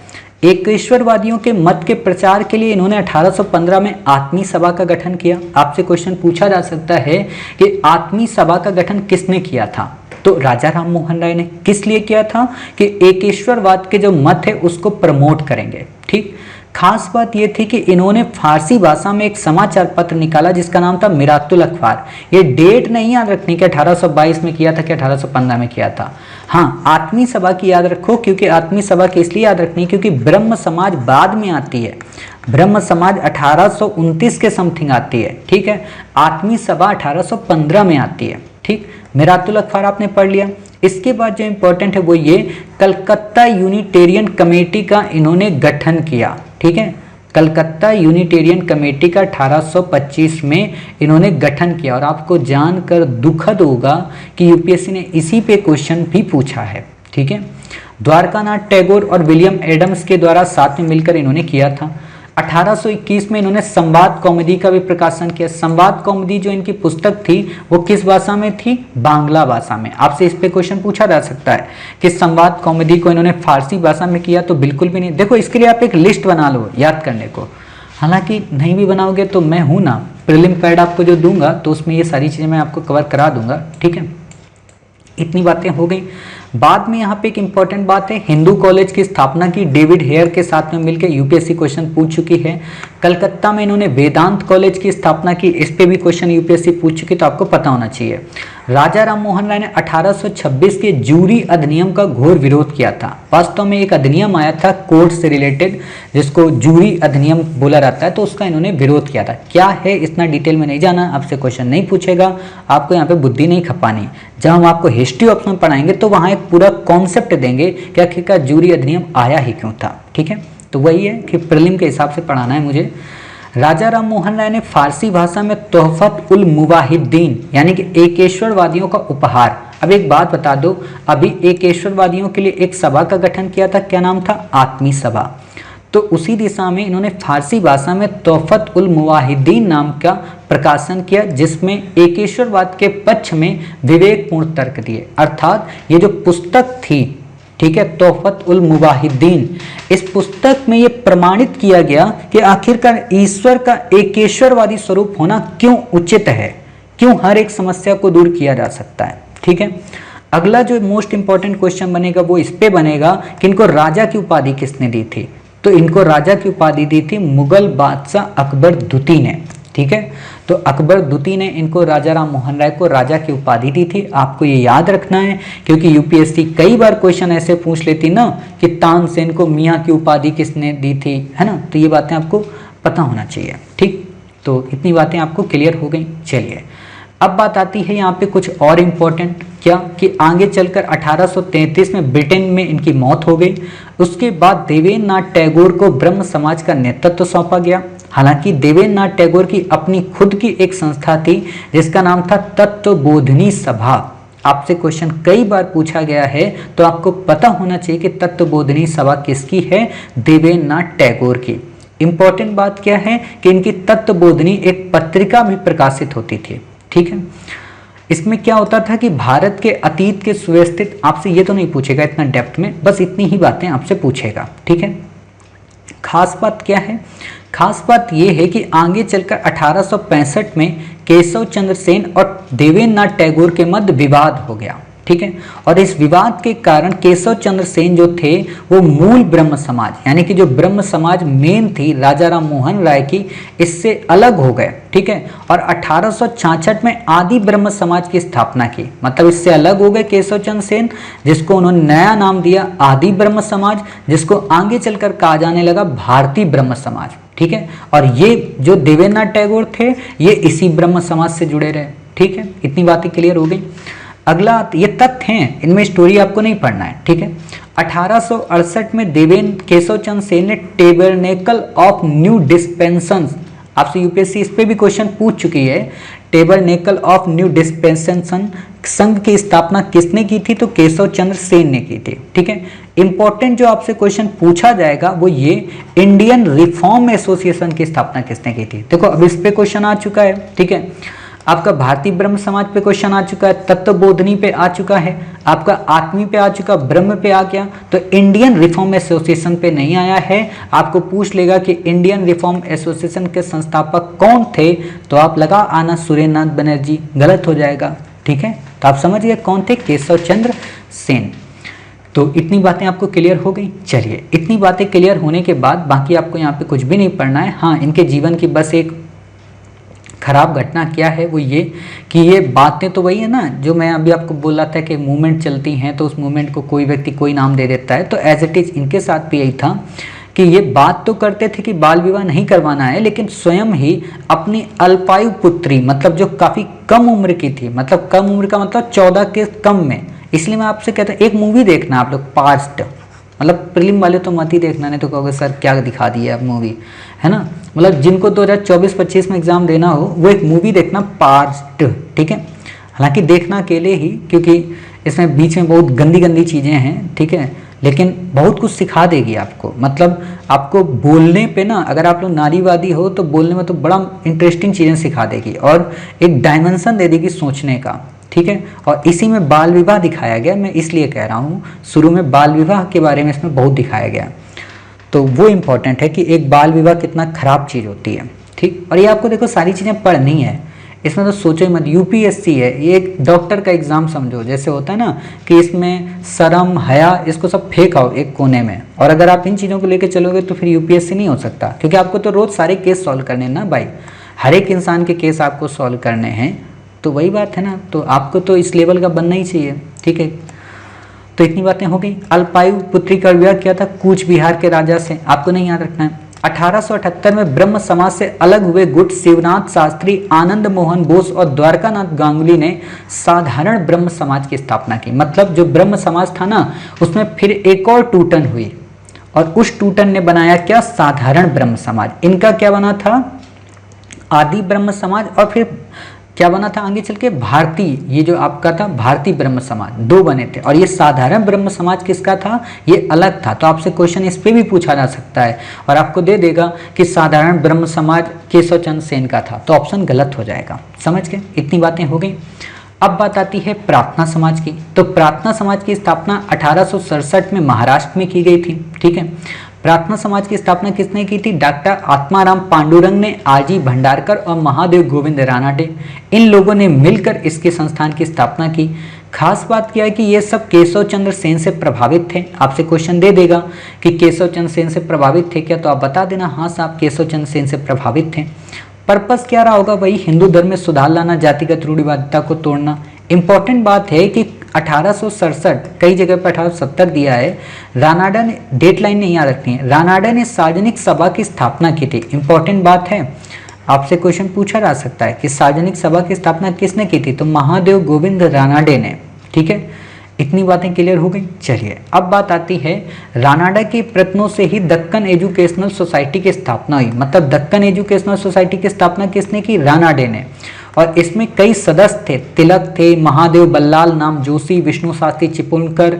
रानाडे द्वारा महाराष्ट्र विधवा पुनर्विवाह एसोसिएशन की स्थापना की गई। हालांकि ये तो नहीं याद रखना है, लेकिन दक्कन एजुकेशनल सोसाइटी की स्थापना किसने की थी, रानाडे ने ही की थी। ये इंपॉर्टेंट है, ये बात आपको याद रखनी है।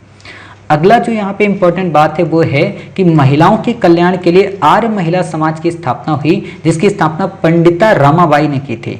रानाडे के एक शिष्य हैं गोपाल कृष्ण गोखले, ठीक है, उन्होंने सर्वेंट ऑफ इंडिया सोसाइटी की स्थापना की थी। आपने कल ही पढ़ा था कि गोपाल कृष्ण गोखले किसके शिष्य हैं, रानाडे के, ठीक है। और गांधी के राजनीतिक गुरु कौन है, गोपाल कृष्ण गोखले। मतलब गोपाल कृष्ण गोखले के गुरु रानाडे और रानाडे के शिष्य गोपाल कृष्ण गोखले, गोपाल कृष्ण गोखले के शिष्य गांधी, ठीक है। तो ये बात याद रखना। गोपाल कृष्ण गोखले की सोसाइटी कौन सी थी, सर्वेंट ऑफ इंडिया सोसाइटी। एक बात बताओ, मैंने एक और तथ्य बताया था सर्वेंट ऑफ इंडिया सोसाइटी से रिलेटेड। क्या बताया था, मैंने आपको ये बताया था कि जो होम रूल लीग थी, ठीक है, उस होम रूल लीग आंदोलन जो कि तिलक का था, उसमें सर्वेंट ऑफ इंडिया सोसाइटी के सदस्यों को आने की अनुमति नहीं थी। समझ गए, तो इससे ज़्यादा आपको नहीं याद रखना है कुछ भी। इतनी बातें आपकी क्लियर हो गई। डेट यहाँ पे याद रखना कि 1905 में सर्वेंट ऑफ इंडिया सोसाइटी की स्थापना हुई थी। कारण आपको क्वेश्चन दे देगा, ब्रह्म समाज की स्थापना, प्रार्थना समाज की स्थापना, आर्य समाज की स्थापना, ठीक है। और दक्कन एजुकेशन सोसाइटी, और आपको दे देगा सर्वेंट ऑफ इंडिया सोसाइटी। ठीक है, तो आपको अच्छे से पता है कि हाँ ठीक है, ब्रह्म समाज की स्थापना सबसे पहले हुई थी। ठीक है, फिर इसके बाद आप बता देंगे कि साहब प्रार्थना समाज, फिर आप बता देंगे आर्य समाज, दक्कन एजुकेशन सोसाइटी। ठीक है, और फिर आप इसमें बता देंगे सर्वेंट्स ऑफ इंडिया सोसाइटी।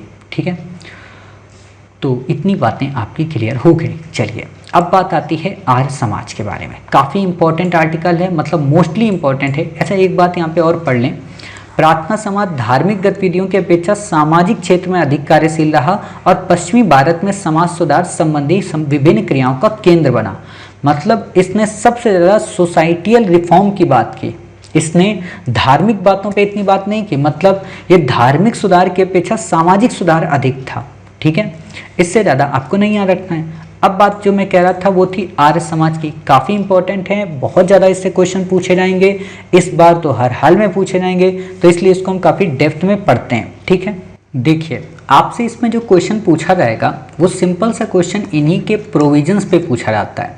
एक क्वेश्चन जो कई बार पूछा गया वो क्या पूछा गया है, आर्य समाज की स्थापना की डेट को लेकर। ठीक है, तो आपको याद होना चाहिए 1875। और अगर आपको कभी एक क्रम लगाने को दे देना, क्रम मतलब ऐसा आपको दे दे कि आपसे पूछे कि ब्रह्म समाज की स्थापना, ठीक है, प्रार्थना समाज की स्थापना, आर्य समाज की स्थापना, तो आप बता देना साहब ये तीनों क्रम में ही हैं। ठीक है, मतलब आपको ये नहीं लगना चाहिए कि ब्रह्म समाज पहले हो गया, प्रार्थना समाज बाद में आया। या फिर एक और क्वेश्चन यहाँ पे आपसे घुमा सकता है, वो ये कि ब्रह्म समाज की स्थापना दे दे आपको, ठीक है, आपको यहाँ पे फिर दे दे विधवा पुनर्विवाह, ठीक, और फिर आपको दे दे आर्य समाज, तो आप बता देना ये भी तीनों सही हैं। क्यों? क्योंकि ये 56 में आया था, समझ गए। या आपको बीच में यहाँ पे दे दे 1857 की घटना, या आपको दे दे संथाल विद्रोह, तब आर्य समाज दे दे, तो भी आप कहना ठीक है। जैसे यूपीएससी ने एक बार क्वेश्चन पूछा क्या, नील दर्पण को लेकर दीनबंधु मित्र की रचना, और उसमें आर्य समाज पहले दिया था। तो अगर आपको घटनाओं का एक कालक्रम पता है तो आप इस क्वेश्चन को भी काफ़ी आसानी से कर सकते हैं। ठीक है, तो इतनी बातें आपको क्लियर हो गई, उम्मीद है आप ये बात समझ गए। चलिए, जब आप इतनी बातें समझ गए तो अब बात आती है इसके प्रोविजंस को समझने की और सारी बातों को। तो देखिए मैं यहाँ पे 2-3 बातें जो क्लियर कर देना चाहता हूँ वो ये कि ये थे तो हिंदुत्ववादी, और इनकी जो एक खास बात थी वो क्या थी कि इन्होंने भारत के जो डेवलपमेंट की बात की, ठीक है, इन्होंने भारत के जो डेवलपमेंट की बात की वो वेस्ट से नहीं की। इन्होंने कहा पूरा का पूरा भारत का डेवलपमेंट ईस्ट के रास्ते होना चाहिए, मतलब भारत केवल भारतीयों के लिए हो, मतलब भारतीयता ही सब कुछ हो, हम पश्चिम का कुछ भी नहीं लेंगे। जबकि राजा राम मोहन राय क्या कहते हैं कि हम पश्चिम से भी लेंगे और पूर्व से भी लेंगे और तब एक नए भारत का निर्माण करेंगे।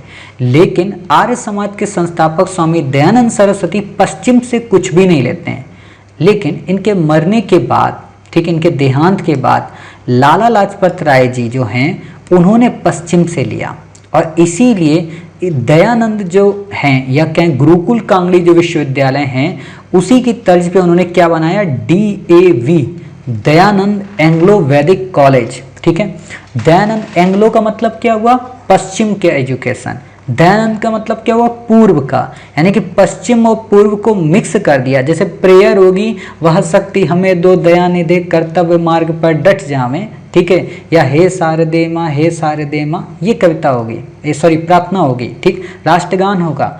लेकिन जो पाठ्यक्रम होगा उसमें हम यूरोपियंस की बातें पढ़ेंगे, उसमें हम स्टोरी ऑफ मर्सी पढ़ेंगे, उसमें हम इनलाइटमेंट ऑफ एशिया पढ़ेंगे, उसमें हम क्या पढ़ेंगे, शेक्सपियर की रचनाओं को पढ़ेंगे। इस चीज़ की यहाँ पे बात हुई। हम साइंस पढ़ेंगे, न्यूटन को पढ़ेंगे, एडिसन को पढ़ेंगे, इन लोगों को पढ़ेंगे। तो इस चीज़ को इन्होंने प्रमोट किया। इन्होंने क्या कहा कि हमारा जो धर्म, जो हमारा एजुकेशन सिस्टम हो उसमें धार्मिकता ज़्यादा हो। इसीलिए जो दूसरा कॉलेज बना वो बना क्या, गुरुकुल कांगड़ी विश्वविद्यालय। ठीक है, तो गुरुकुल कांगड़ी जो स्वामी श्रद्धानंद के नेतृत्व में बना। आज भी आप लोगों में से जो बच्चे जब IAS बन जाना तो हरिद्वार जाना, तो वहाँ पे आपको मिल जाएगा गुरुकुल कांगड़ी विश्वविद्यालय। ठीक है, बहुत ही अच्छा बना हुआ है, पतंजलि के पहले ही आपको मिल जाएगा। ठीक है, अब ये आप पे डिपेंड करता है कि आप उधर से जाते हो कि इधर से जाते हो। ठीक है, इधर से मतलब किधर से अब मैं तो अपनी लोकेशन तो बता नहीं सकता ना, तो वो जहाँ से आप समझिए। ठीक है, तो ये आप पे डिपेंड करता है। खैर, इतनी बातें हो गई। अब बात आती है यहाँ पे कि इसका उद्देश्य क्या था। आपसे पर्पस पे क्वेश्चन पूछा जा सकता है कि आर्य समाज की स्थापना का क्या उद्देश्य था। जैसे ब्रह्म समाज की स्थापना का आप उद्देश्य पढ़े थे ना, कि हिंदू धर्म में जो बुराइयां हैं उन बुराइयों को दूर करना और कोशिश ये करना कि जो मूर्ति पूजा है उसको अवॉइड करते हुए धर्म की स्थापना की जाए, ठीक है, एकेश्वरवाद को बढ़ावा दिया जाए। वही चीज़ यहाँ पे है कि हिंदू धर्म में व्याप्त दोषों को उजागर करके उसे दूर करना, वैदिक धर्म को पुनः शुद्ध रूप में स्थापित करना। ध्यान देना, वैदिक धर्म यानी कि शुद्ध रूप में नहीं प्रस्तुत हुआ था। लोगों ने क्या बताया, महिलाओं को अधिकार मत दो। लोगों ने क्या बताया कि जो भी पुरोहित वर्ग हैं उनकी बातों को मानो, ठीक है, लेकिन इन्होंने कहा नहीं, वैदिक धर्म भी करो लेकिन उसमें अमेंडमेंट करो, शुद्धता का प्रमाण देखो। जैसे मार्टिन लूथर किंग ने बाइबल की बात मानी तो, लेकिन कौन सी बाइबल, जो सीधे कही गई है ईसा मसीह के द्वारा, जो चर्च के पादरियों ने, पोप ने मिलकर बनाई, उस बाइबल की वो बात नहीं करते, इसीलिए वो डिफरेंट हो जाते हैं, ठीक है। दयानंद सरस्वती ने वेदों की ओर लौटो का नारा दिया और वेदों को भारत का आधार स्तंभ बताया, ठीक है। बाकी आपसे क्वेश्चन नहीं पूछेगा। इन्होंने एक बात क्या बोली जो इंपॉर्टेंट है, वो ये कि उनका विश्वास था हिंदू धर्म व वेद जिन पर भारत का पुरातन समाज टिका वे शाश्वत हैं, अपरिवर्तनशील हैं, धर्मातीत हैं तथा दैवी हैं। आपको इसी कॉन्सेप्ट पे क्वेश्चन पूछ लेगा कि जो हिंदू धर्म और वेद हैं क्या वो शाश्वत हैं? हाँ हैं। क्या वो अपरिवर्तनशील हैं? हाँ हैं। क्या वो धर्मातीत हैं? हाँ हैं। क्या वो दैवी हैं? हाँ हैं। शाश्वत का मतलब कि हमेशा बना रहेगा, अपरिवर्तनशील का मतलब उनमें चेंज नहीं आ सकते। वो अगर उस समय भी हमारे लिए अनुकरणीय थे तो आज भी अनुकरणीय है। जैसा होता है ना कि जब हम किसी से रिश्ते में बनते हैं तो हम बार बार उनसे बोलते हैं भाई साहब हम अनुकरणीय हैं तो हैं, है ना। तो वही बात है कि जब उस समय भी अनुकरणीय था तो आज भी अनुकरणीय ही है। क्लियर। फिर बात आती है क्या इन्होंने धर्मातीत की बात की, मतलब हमारा जो धर्म है हिंदू वो बहुत ही पुराना है, नया नहीं है हिंदू कि आप आज हिंदुत्व की बात करते हो तो नया धर्म कोई आ गया, बिल्कुल भी नहीं। साथ ही जो हमारा वेद है, जो रचना है वो अपौरुषेय है। अपौरुषेय का मतलब जिसको पुरुषों ने नहीं लिखा, अर्थात जो दैवी हैं, जिनको देवताओं ने लिखा है। जैसे आप पढ़ते होगे ना, वेदों की सुनी मुनियों की सुनी ये वाणी, है ना। तो वही बात है, चंदन है इस देश की माटी, तपोभूमि हर ग्राम है, हर बाला देवी की प्रतिमा, बच्चा बच्चा राम है, जहाँ सिंह बन गए खिलौने गाय, जहाँ माँ प्यारी है ना। ये हम लोग बहुत गाते थे प्रेयर में। दयानंद ने पुराणों जैसे हिंदू धर्म ग्रंथों की प्रामाणिकता को अस्वीकार किया। मोस्ट इंपॉर्टेंट बात कि दयानंद सरस्वती ने पुराणों को अस्वीकार किया, वर्ण व्यवस्था के स्थान पर कर्म के आधार को समर्थन दिया। मतलब जैसे मैं आपको पढ़ा रहा हूँ तो मैं ब्राह्मणवादी हो गया, मैं आपकी सेवा कर रहा हूँ तो मैं शूद्र हो गया, है ना। मैं कोई व्यापार करने लगा तो मैं वैश्य हो गया, मैं जाके कोई युद्ध लड़ाया, हालांकि इतनी तो ताकत नहीं कि मैं युद्ध लड़ लूँ जाके, फिर भी मान लो मैंने किसी को डरा दिया, धमका दिया तो मैं क्षत्रिय हो गया, ठीक है। तो इस तरीके से इन्होंने कहा कि चारों वर्ण है। पहले क्या होता था वैदिक काल में, वैदिक का मतलब उत्तर वैदिक काल में, कि जन्म अगर आपने क्षत्रिय कुल में लिया तो भाई साहब आप ज्ञान नहीं ले सकते हो। अगर आप ब्राह्मण कुल में जन्म लिए हो तो आप तलवार नहीं धारण कर सकते। देखा है आपने द्रोणाचार्य को तलवार हाथ में उठाते हुए, वो तो बाद में आपको मिलेंगे तलवार उठाते हुए। अब यहाँ पे एक बात मैं आपको बताऊं, इंटरेस्टिंग बात, कर्ण को शूद्र कहा गया, ठीक है। ब्राह्मण कौन थे? द्रोणाचार्य, ज्ञान देते थे, ठीक है, तलवार, लेकिन खुद ही उन्होंने रक्षा करने के लिए, अधर्म की रक्षा करने के लिए तलवार उठाई।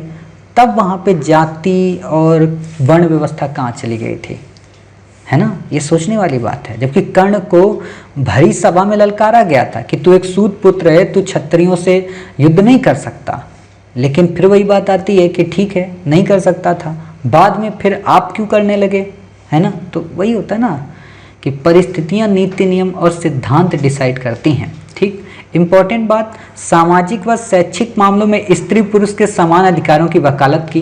मतलब समाज में और शिक्षा के मामलों में स्त्री पुरुष के समान अधिकारों की वकालत की। ध्यान देना इस जगह पे, धर्म के मामले में स्त्री पुरुष की समानता की बात नहीं की थी यहाँ पे, समझ गए। ये इनहेरेंट है, दिया नहीं है यहाँ पे। इसीलिए आप देखना अभी भी सबरीमाला टेम्पल में ये इशू उभर आता है, ठीक।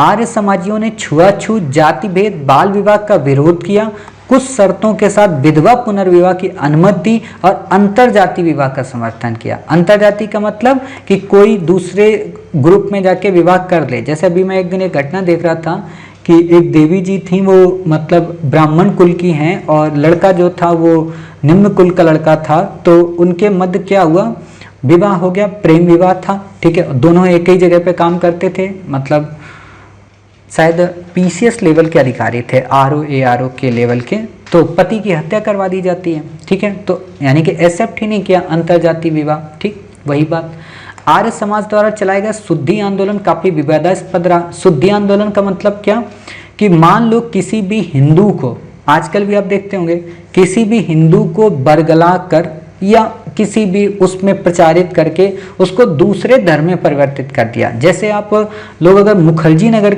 में पढ़ते होंगे और अगर आपकी भेंट ऐसे किसी भी मतलब मुनि से हुई होगी, मुनि का मतलब ईसाइयत के जो चर्च के पादरी टाइप के लोग होते हैं जो ईसाई धर्म का प्रचार करते हैं, अगर उनसे आपकी मुलाकात हुई होगी तो वो लोग क्या करते हैं, वो लोग आपको कहेंगे कि देखो ये ऐसा है वैसा है फलाना है, और अगर एक भी दिन आपने ईसा मसीह पे इंटरेस्ट ले लिया तो फिर वो आपके घर आने लगेंगे, आपको चॉकलेट भी देंगे, खाने की सारी वस्तुएं देंगे। क्यों? क्योंकि उनको लग रहा होगा कि भाई साहब आप चर्च के पादरी बनने वाले हो, यानी कि आप अपना हिंदू धर्म छोड़ के ईसाइयत को अपना लोगे, और इतना ही उनके लिए काफ़ी है। क्यों?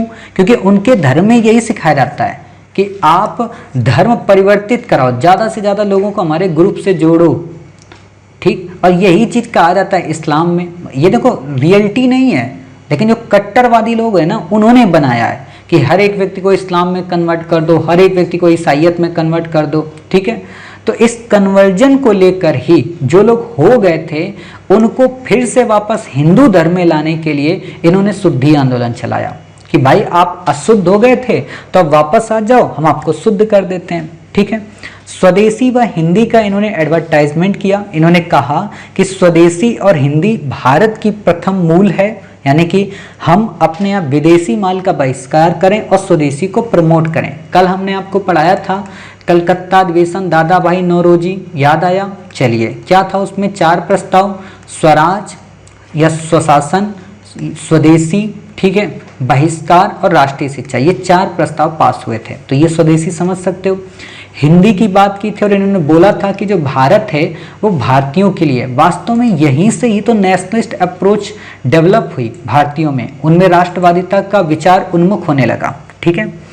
आगे चलकर इन्होंने गौ रक्षा आंदोलन चलाया, गायों की रक्षा के लिए गौ रक्षा समिति भी बनाई, ठीक है। आगे चलकर इन्होंने प्रथम ऐसे समाज सुधारक थे जिन्होंने शूद्रों व स्त्री को वेद पढ़ने, उच्च शिक्षा प्राप्त करने, यज्ञोपवीत धारण करने के पक्ष में आंदोलन किया, ठीक है। मतलब इन्होंने कहा कि कोई भी शूद्र है वो वेद पढ़ सकता है। क्यों? क्योंकि कहीं पे वेद में नहीं दिया था ना ओरिजिनल में कि कोई वेद नहीं पढ़ सकता है। सिंपल सी बात है कि आपको इसलिए कहा जाता था कि अगर आप भी वेद पढ़ने लगोगे तो उनका धंधा नहीं चौपट हो जाएगा, समझ गए? तो उस धंधे को वो करने के लिए उन्होंने इस चीज़ की शुरुआत की, ठीक, कि आप भी वेद पढ़ो और आप पढ़ सकते हो। यज्ञोपवीत धारण करने के पक्ष में आंदोलन चला। यज्ञोपवीत वास्तव में क्या होता है, आप में से शायद अभी कोई यज्ञोपवीत धारण किए होगा, लेकिन देखना जब आपका विवाह होगा, ठीक है, तो विवाह के समय लड़कियां नहीं लड़के, ठीक है, लड़कों को 2 यज्ञोपवीत धारण करने पड़ेंगे, ठीक है। मतलब एक जोड़ा यज्ञोपवीत वो धारण करता है। ये मतलब आपने देखा होगा जनेऊ जिसको बोलते हैं, सामान्य शब्द में अगर मैं आपको बताऊं, जैसे मेरे पिताजी जनेऊ धारण किए हुए हैं, ठीक है, सफ़ेद कलर का, पीले कलर का, अलग अलग होता है। तो वो पवित्रता का मतलब सूचक होता है एक तरीके का। जो लोग दीक्षा वगैरह लेते हैं धर्म की, अध्यात्म की, तो लोग धारण करते हैं, ठीक है। अब मेरे पिताजी धारण किए लेकिन माता थोड़ा ना धारण किए हैं। क्यों? क्योंकि माता वाला भी पिताजी ही धारण किए हैं। और यही जब आप विवाह होगा, मतलब कब आपका विवाह होगा, मतलब सुबह 2 बजे के समथिंग, 3 बजे के समथिंग जो रस्म होगी, उस रस्म में आपको यज्ञोपवीत कराया जाएगा, ठीक है। या कुछ लोगों के यहाँ पहले ही हो जाता है। तो समझ जाना कि जब आपका विवाह हो रहा हो ना, तो याद करना कि हाँ मास्टर ने दयानंद सरस्वती पढ़ाया था, ठीक। तो उसी को बोलते हैं यज्ञोपवीत। बाकी इसमें डेप्थ में नहीं जाऊँगा क्योंकि फिर आप लोग बोर हो जाओगे, ठीक। 1863 में उन्होंने जो बाह आडंबर थे, झूठे धर्म थे, उनका खंडन करने के लिए पाखंड खंडनी पताका फहराई और अपने विचारों को प्रमोट करने के लिए उन्होंने सत्यार्थ प्रकाश की रचना की। इंपॉर्टेंट क्या बात है, कई बार बच्चे कंफ्यूज हो जाते हैं, जो सत्यार्थ प्रकाश रचना है वो संस्कृत में थी, नहीं, सत्यार्थ प्रकाश हिंदी में रचना है और इसको कब लिखा गया, 1874 में। ठीक है, इंपॉर्टेंट बात है, इसको आप याद रखिए। और भी कई सारी इनकी पुस्तकें हैं, आप चाहे तो उनको लिख लेना। पाखंड खंडनी है, वेद भाष्य भूमिका है, ऋग्वेद भाष्य है, पंच महायज्ञ विधि है, वल्लभाचार्य का मत खंडन है, कई सारी चीजें। ठीक है, वो आपको नहीं पढ़ना है। दयानंद सरस्वती ने सर्वप्रथम स्वराज शब्द का प्रयोग किया और हिंदी भाषा को राष्ट्रभाषा के रूप में स्वीकार किया। बाल गंगाधर तिलक, लाला लाजपत राय, गोपाल कृष्ण गोखले आदि इस संस्थान से प्रभावित थे। यहाँ तक कि राजनीति में इनका मत क्या था दयानंद सरस्वती का, कि बुरे से बुरा देसी राज्य अच्छे से अच्छे विदेशी राज्य से अच्छा है। मतलब इनका कहना था कि भाई विदेशी हमारे यहाँ शासन न करें, भले ही हमारे यहाँ का शासन चले या न चले, कम से कम वो हमारा तो रहेगा। जैसे छोटी सी बात कि श्री IAS एकेडमी को स्पॉन्सर कोई भी कर सकता है, लेकिन फिर वही है ना कि मालिक होता है और दूसरों के अंडर में काम करना होता है। देखा होगा आपने, बहुत सारे संस्थान के लोग जाते हैं दूसरी जगह पढ़ाने, वो मज़ा थोड़ा ना आता है। ठीक है, और वैसे भी आप जैसे लोग कहाँ मिलेंगे इतने मेहनती। ठीक है, कहोगे सर तारीफ कर रहे हो, थका तो डाले इतनी क्लास लंबी बना के और फिर तारीफ भी कर रहे हो। वो तो मिलेंगे 10 अक्टूबर के बाद तो आपको बताएंगे कि कितनी परेशान की हो, हमको होना पड़ता है थोड़ा परेशान। ठीक है, तो देखिए वेलेंटाइन चिरोल जो हैं उन्होंने आर्य समाज को भारतीय अशांति का जनक कहा। आपने देखा होगा ये पागल इंसान हमेशा कुछ ना कुछ बोलता ही रहता था किसी ना किसी को। ठीक है, कभी बाल गंगाधर तिलक को कुछ बोल देंगे, कभी आर्य समाज के संगठन को बोल देंगे। मतलब इनको शांति बड़ी प्रिय थी, मतलब ये जो कर रहे थे वो शांति था, बाकी सब जगह अशांति थी। अब पता नहीं कोई शांति नाराज हो जाएगी कि बताओ शांति नाम लेके आप चिढ़ा रहे हो। ठीक है, दयानंद सरस्वती के सहयोगी लाला हंसराज ने 1886 में दयानंद एंग्लो वैदिक स्कूल यानी कि DAV ओपन किया और स्वामी श्रद्धानंद ने 1902 में हरिद्वार के निकट कांगड़ी नामक स्थान पर गुरुकुल कांगड़ी विश्वविद्यालय की स्थापना की। ठीक है, इससे ज़्यादा भाई साहब आपको कुछ भी नहीं याद रखना है, ना ही आपसे क्वेश्चन पूछा जाएगा, ना ही आपको याद रखना है। हाँ, 2-3 बातें बस इंपॉर्टेंट है, वो बातें आप चाहो तो याद रख लो, बाकी काम की आपकी नहीं है। ठीक है, वो क्या, वो एक बात तो ये है कि एनी बेसेंट ने ही कहा था कि स्वामी दयानंद सरस्वती पहले ऐसे व्यक्ति हैं, ठीक है, जो कि एनी बेसेंट ने कहा था, दिमाग से उतर गया, एनी बेसेंट ने कहा था कि स्वामी दयानंद सरस्वती ऐसे पहले व्यक्ति हैं जिन्होंने कहा था कि भारतवासियों के लिए, अभी आपने पीछे पढ़ा ना, वो किसने कहा था, एनी बेसेंट ने, उसको आप मेंशन कर लीजिए। ठीक, अब बात आती यंग बंगाल आंदोलन। इतना इंपॉर्टेंट तो नहीं है बट इंडिपेंडेंट रूप से कई बार क्वेश्चन आता है तो आपको पता होना चाहिए। यंग बंगाल आंदोलन वास्तव में यंग इटली आप मेजनी की पढ़ते हो, as it is same to same है, लेकिन ये प्रभावित किससे थे, फ्रांस की रेवोल्यूशन से। मतलब ये इटली से नहीं प्रभावित थे। जब आप इटली का एकीकरण वर्ल्ड हिस्ट्री में पढ़ते हो तो वहाँ पे यंग इटली नाम की एक संस्था मिलती है, तो एज इट इज वैसा ही इन्होंने यंग बंगाल आंदोलन शुरू किया था जो कि फ्रांस की क्रांति से प्रभावित थे। ठीक है, डेरोजियो इनका नाम था।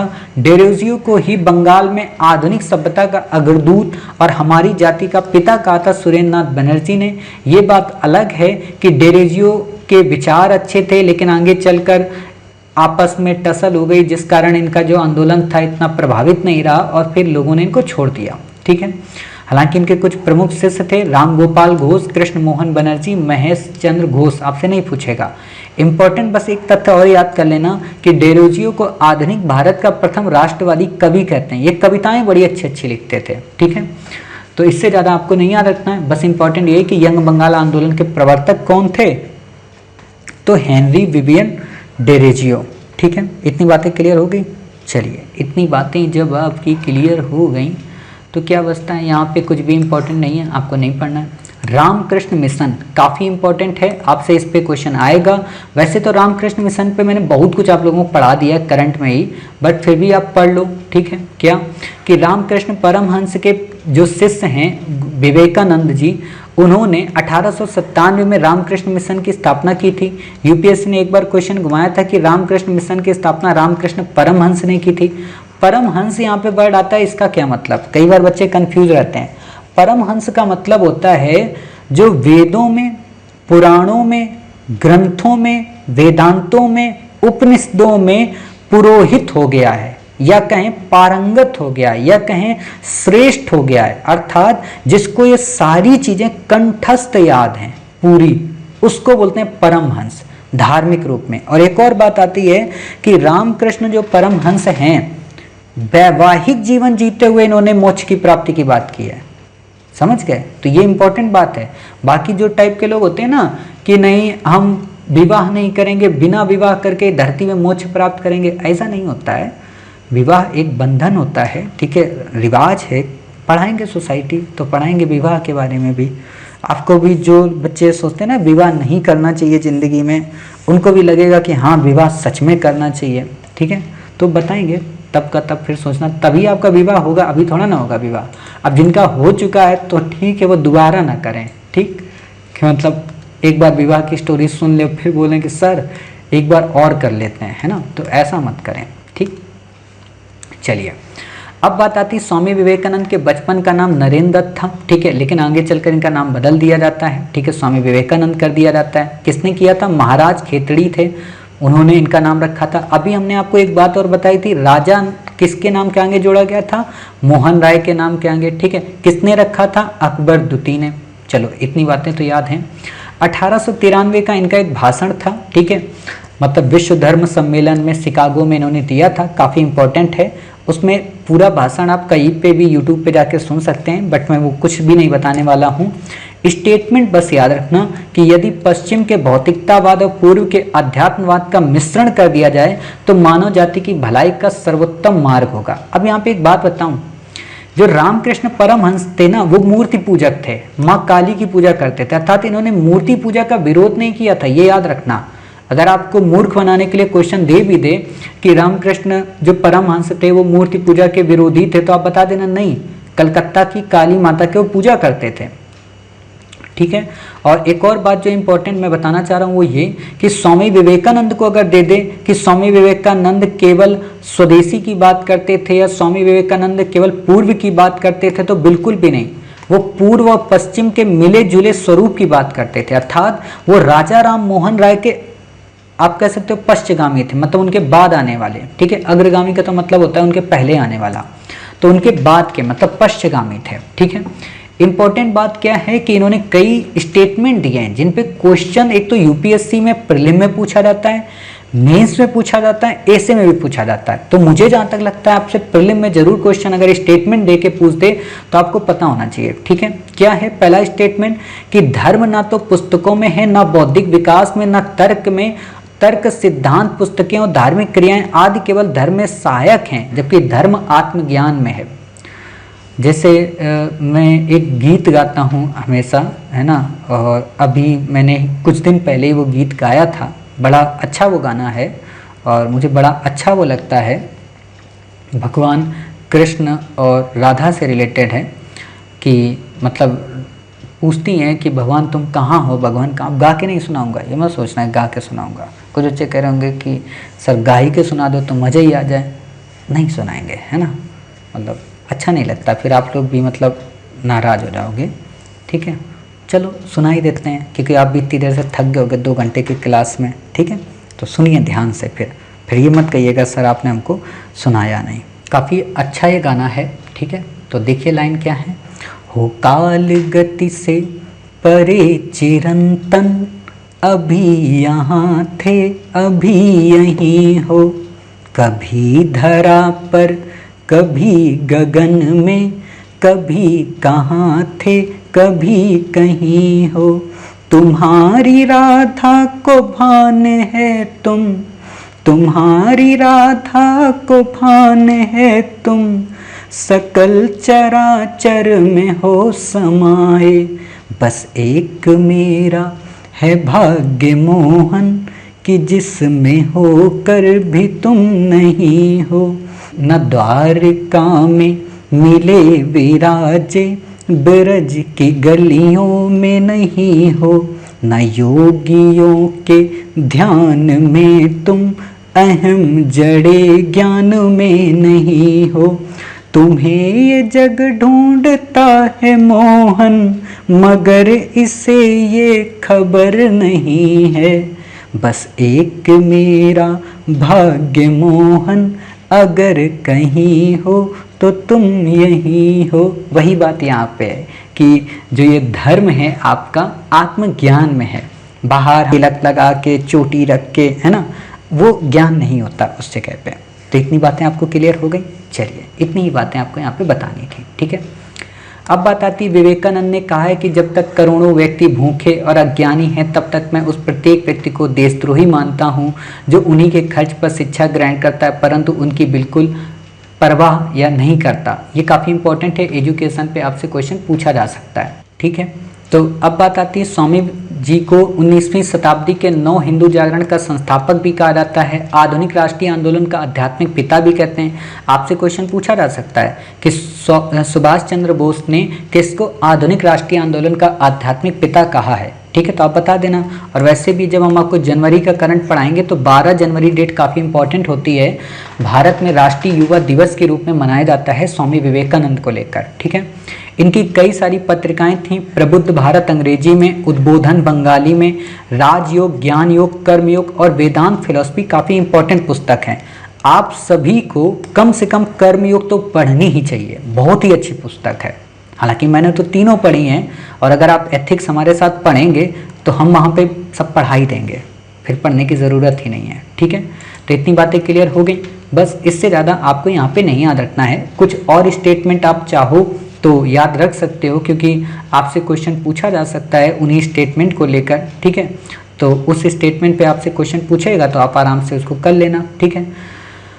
तो आप लिख लो, जैसे कि मैं ऐसे किसी धर्म को नहीं मानता जो विधवाओं के आंसू ना पोंछ सके, ठीक है, या किसी अनाथ का एक टुकड़ा रोटी भी ना दे सके। वेद, कुरान तथा सभी धर्म ग्रंथों को अब कुछ समय के लिए विश्राम करने दें, मतलब मानवता की ये बात करते हैं।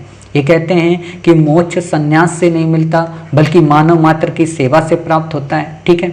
इन्होंने रामकृष्ण मिशन का कलकत्ता के बेल्लूर और अल्मोड़ा के मायावती नामक स्थानों पर कई मुख्यालय ओपन किए, ठीक है। ये सारी चीज़ें आप जान सकते हैं, बाकी आपको यहाँ पे नहीं याद रखना है। बाकी आपको पता होना चाहिए कि इंडियन अनरेस्ट के जो लेखक हैं चिरोल ने इनको भी नहीं छोड़ा था। बोलते हैं कि विवेकानंद के उद्देश्यों को राष्ट्रीय आंदोलन का एक प्रमुख कारण मानना चाहिए, ठीक है। विवेकानंद की ही मतलब जब वहाँ जाते हैं तो विवेकानंद की बहन, जिनको धर्म बहन के नाम से संबोधित किया जाता है, मतलब सगी बहन नहीं, धर्म बहन होता है। जब आप धर्म में किसी संस्था से जुड़ते हैं ना तो एक परिवार हो जाता है, तो उसमें ब्रदर्स एंड सिस्टर चलता है, तो उसी में सिस्टर निवेदिता, ठीक है, इनकी मतलब बहन बनती है, मतलब शिष्या बनती है इनकी, ठीक है। तो ये इंपॉर्टेंट बात है, बाकी इस पर और कुछ भी पढ़ने की ज़रूरत नहीं है। अब बात आती है थियोसॉफिकल सोसाइटी की। थियोसॉफिकल सोसाइटी की स्थापना 1875 में न्यूयॉर्क में मैडम हेलेना पेट्रोवना ब्लावत्स्की तथा कर्नल हेनरी अल्काट, इतना बड़ा नाम नहीं याद रखना है, सिर्फ इतना याद रखना है कि इसकी स्थापना किसने की, ब्लावत्स्की ने और अल्काट ने, ठीक है। एनी बेसेंट ने इसकी स्थापना नहीं की थी। यूपीएससी ने इस पे क्वेश्चन पूछा है कि थियोसॉफिकल जो सोसाइटी है वो उसकी स्थापना एनी बेसेंट ने की थी, तो नहीं साहब, एनी बेसेंट ने नहीं की थी।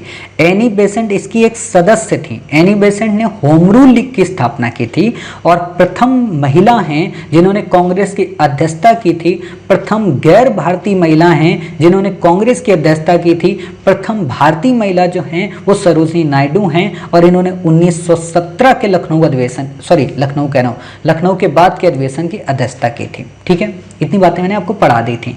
थियोसॉफी क्या था, मतलब ब्रह्म विद्या। ये हिंदू धर्म के आध्यात्मिक दर्शन, उसके धर्म सिद्धांत, आत्मा के पुनर्जन्म सिद्धांत का समर्थन करती है। आपसे क्वेश्चन पूछेगा कि थियोसॉफिकल सोसाइटी आत्मा के पुनर्जन्म के सिद्धांत को नहीं मानती है, तो आप बता देना गलत बात बोल रहे हो बाबूजी, मानती है, ठीक है। थियोसॉफिकल सोसाइटी पुनर्जन्म व कर्म के सिद्धांत को मान्यता देती है, मतलब कि वर्ण जो निर्धारित हो वो कर्म पे निर्धारित हो। इसने भी बाल विवाह, जातिवाद का विरोध किया और विधवाओं की दशा को सुधारने का प्रयत्न किया, ठीक है। भारत में शिक्षा के क्षेत्र में एनी बेसेंट ने सेंट्रल हिंदू कॉलेज की स्थापना की, जो 1916 में मदन मोहन मालवीय के प्रयासों से बनारस हिंदू विश्वविद्यालय में तब्दील हो गया, ठीक है, काफ़ी इंपॉर्टेंट है मदन मोहन मालवीय, और उससे भी ज़्यादा इंपॉर्टेंट है बनारस हिंदू विश्वविद्यालय, उससे भी ज़्यादा इंपॉर्टेंट क्यों है, मोदी जी का ये संसदीय क्षेत्र है, और इसलिए भी इंपॉर्टेंट है क्योंकि इस समय काशी विश्वनाथ कॉरिडोर बनना है भाइयों।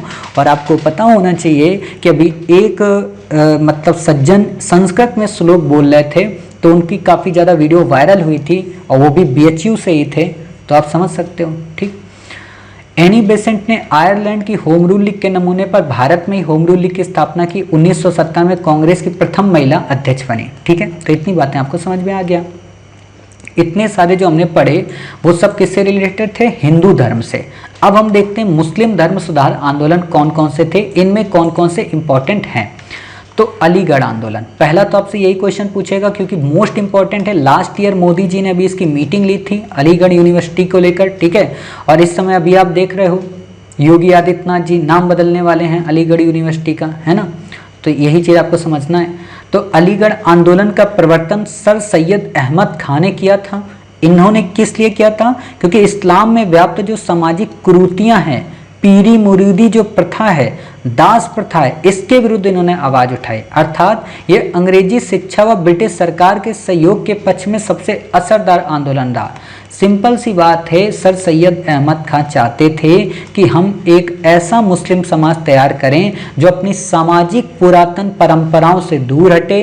पीर बाबा और मुराद बाबा, मतलब होता है ना कि पीर बाबा में मतलब हम अपने पैगंबर ज़्यादा मानते हैं, तो उस चीज़ से दूर हटें और दास प्रथा जो है उससे दूर हट के हम मॉडर्निटी पे आए, क्योंकि हिंदू जो लोग हैं ये मॉडर्न एजुकेशन प्राप्त कर रहे हैं, और इसके लिए उन्होंने मॉडर्न एजुकेशन को चुना और ब्रिटिश सरकार से कहा कि हम आपके साथ हैं, आप परेशान मत हो। ठीक है, तो इसीलिए अलीगढ़ आंदोलन ऐसा आंदोलन था।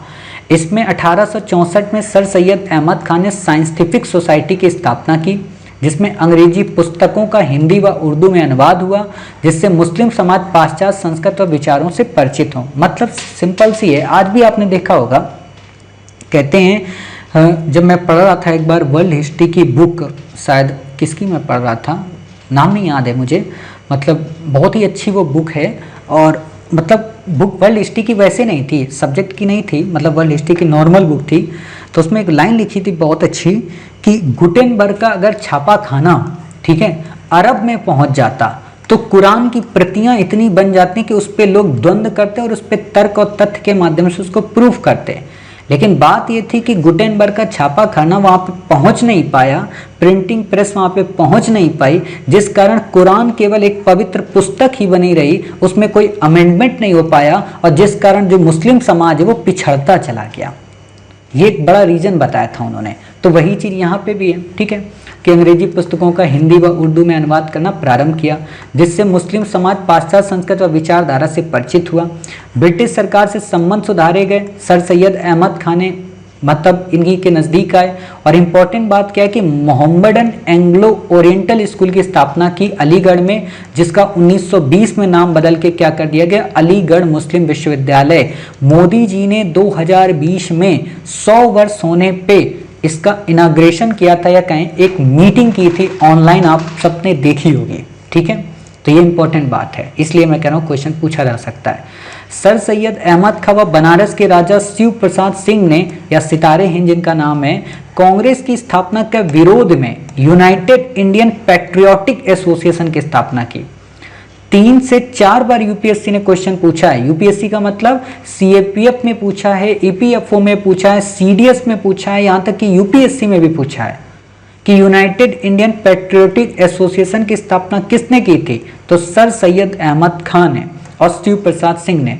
अब आपसे जो क्वेश्चन पूछेगा वो ये पूछेगा कि यूनाइटेड इंडियन पैट्रियोटिक एसोसिएशन की स्थापना का उद्देश्य क्या था, ब्रिटिश सरकार को भारत से भगाना, नंबर 2 कांग्रेस की स्थापना का विरोध करना, नंबर 3 ब्रिटिश सरकार का सहायक बनना। तो बिल्कुल सही बात है, कांग्रेस का विरोध करना, ब्रिटिश सरकार का सहायक बनना। ठीक है, इतनी बातें क्लियर हो गई, बाकी आपको यहाँ पे कुछ भी नहीं याद रखना है। सर सैयद अहमद खान ने एक पत्रिका निकाली थी, तहजीब उल अखलाक, सभ्यता और नैतिकता की पाठशाला इसको बोलते हैं। ठीक है, आपको इसमें कुछ भी नहीं याद रखना है, बाकी यही पुस्तक याद रखो, बाकी कुछ भी नहीं। ठीक है, अब यहाँ पे बात आती है अलीगढ़ आंदोलन का उद्देश्य क्या था, इस्लामी समाज का आधुनिकीकरण करना। एक लाइन में अगर मैं आपको बताना चाहूँ तो आप यही याद रखिए। ठीक है, अगला हमारा जो आता है वो आते हैं अहमदिया आंदोलन, काफ़ी इंपॉर्टेंट है। 19वीं सदी में मिर्जा गुलाम अहमद द्वारा प्रारंभ किया गया। कादियान नामक स्थान आपसे नहीं पूछेगा, बस इंपॉर्टेंट है मिर्जा गुलाम अहमद। इंपॉर्टेंट क्या है, इस आंदोलन ने जिहाद का विरोध किया, अर्थात जो जिहाद एक परंपरा है उसका विरोध किया, और इन्होंने पश्चिमी उदारवाद, ब्रह्म विद्या और हिंदुओं के धार्मिक सुधार आंदोलन से काफ़ी ज़्यादा प्रभावित हुए। ठीक, इन्होंने अपनी पुस्तक लिखी थी बहरीन ए अहमदिया, आपसे नहीं पूछेगा। गुलाम अहमद ने स्वयं को मोहम्मद साहब के बाद एक और पैगंबर व कृष्ण का अवतार बनाया। सिंपल सी बात है, भारतीय हिंदू धर्म से प्रभावित थे, इतना नहीं पूछेगा। अब जो इंपॉर्टेंट है वो क्या, वहाबी। ठीक है, वहाबी आंदोलन क्या था, यह मूलतः मुस्लिम सुधारवादी धार्मिक आंदोलन था जो उत्तर पश्चिम पूर्वी तथा मध्य भारत में सक्रिय रहा। इसने हजरत मोहम्मद साहब के इस्लाम को पुनर्स्थापित करने का प्रयास किया। अब यहाँ पे एक बात बता सकते हो मुझे कि वहाबी कहाँ पे जा रहा है, पुराने विचारों पे, मतलब रूढ़िवादिता को प्रमोट करना चाह रहा है, मॉडर्निटी को प्रमोट नहीं कर रहा, मतलब आधुनिकता का प्रचार नहीं कर रहा। किसका प्रचार कर रहा है, उस समय की रूढ़िवादिता का। तो अब आप बताओ, अलीगढ़ से इसकी दोस्ती होगी कि दुश्मनी होगी? दुश्मनी होगी। क्यों? क्योंकि अलीगढ़ चाहता है आधुनिकता, वहाबी चाहता है पुरातन पंथी। आपको यहाँ पे एक वर्ड मिलेगा, पुरातन पंथी या पुनर्स्थापित। ठीक है, तो ये दोनों चीजें समझ जाना कि पुरातन पंथी हो या पुनर्स्थापित, दोनों एक ही बातें हैं। ठीक, तो 1830 और 60 के दौरान ये आंदोलन शुरू हुआ। ठीक है, वहाबी आंदोलन जिसको नाम देते हैं, और ये 1864 में आपका शुरू हुआ था। ठीक, यानी कि इसके बाद। ठीक, खास बात क्या है, इसके नेता थे अब्दुल वहाब। ठीक है, अरब के दिल्ली के संत वली उल्लाह से प्रभावित थे। इस आंदोलन को लोकप्रियता दी थी सर सैयद अहमद राय बरेलवी। देखो, ये सैयद अहमद राय बरेलवी हैं, वो कौन थे, सर सैयद अहमद खां, तो दोनों में अंतर है। इनका उद्देश्य था इस देश को दारुल हर्ब से दारुल इस्लाम में बदलना। सिंपल सी बात है, इस्लाम के लोग ये मानते हैं कि जो इस्लामिस्ट नहीं है व्यक्ति वो काफिर है। ठीक है, और जो इस्लाम का व्यक्ति है वो इस्लामिस्ट है। ठीक, तो दारुल हर्ब मतलब काफिरों का देश कौन हुआ उनकी नज़र में, भारत। ठीक है, और वो कौन हुए, दारुल इस्लाम के वादी। तो उन्होंने काम पूरे इस हिंदुत्व को या पूरे हिंदूवादी लोगों को या जो इस्लाम के नहीं है उन सबको धर्मांतरित करके हम दारुल इस्लाम में तब्दील कर देंगे। ठीक है, पटना इस आंदोलन का मुख्य केंद्र था। वहाबी आंदोलन अपनी सांप्रदायिक छवि के कारण कभी नेशनल मूवमेंट का रूप धारण नहीं कर पाया। ठीक है, अगला आता है देवबंद आंदोलन, काफ़ी ज़्यादा इंपॉर्टेंट है। जब लॉकडाउन लगा था तो आपने देखा होगा कि जो जमात के लोग थे उन पर, मतलब जब बात आई, डिबेट शुरू हुई, तो उसमें वहाबी विचारधारा, देवबंद आंदोलन, ये बातें काफ़ी ज़्यादा शुरू हो गई थी। तो इसलिए इम्पोर्टेंट हो जाता है। ठीक है, कि देवबंद के लोगों ने ये कहा, आज तक में नहीं चलता था ड्रामा, तो वही बात है। हालांकि हम आज तक इसलिए थोड़ा ना देखे थे, हम इसलिए देखे थे क्योंकि देवबंद आंदोलन देखना था, क्योंकि हमारा क्वेश्चन है। ठीक है, तो खास बात है, मोहम्मद कासिम ननोतवी तथा रशीद अहमद गंगोही ने इस्लामी मदरसे की स्थापना की थी देवबंद सहारनपुर में। ठीक है, यह एक पुनरुद्धार आंदोलन था जिसके दो पर्पस थे, मुसलमानों में कुरान तथा हदीस की शुद्ध शिक्षा का प्रचार करना और विदेशी शासकों के विरुद्ध जिहाद की भावना को जीवित रखना। मतलब एक तरीके से नेशनलिस्ट मूवमेंट था, अंग्रेजों को भगाना चाहते थे। अलीगढ़ आंदोलन क्या था, वो अंग्रेजों का साथ चाहते थे, तो ये जस्ट उसके अपोजिट हो गए।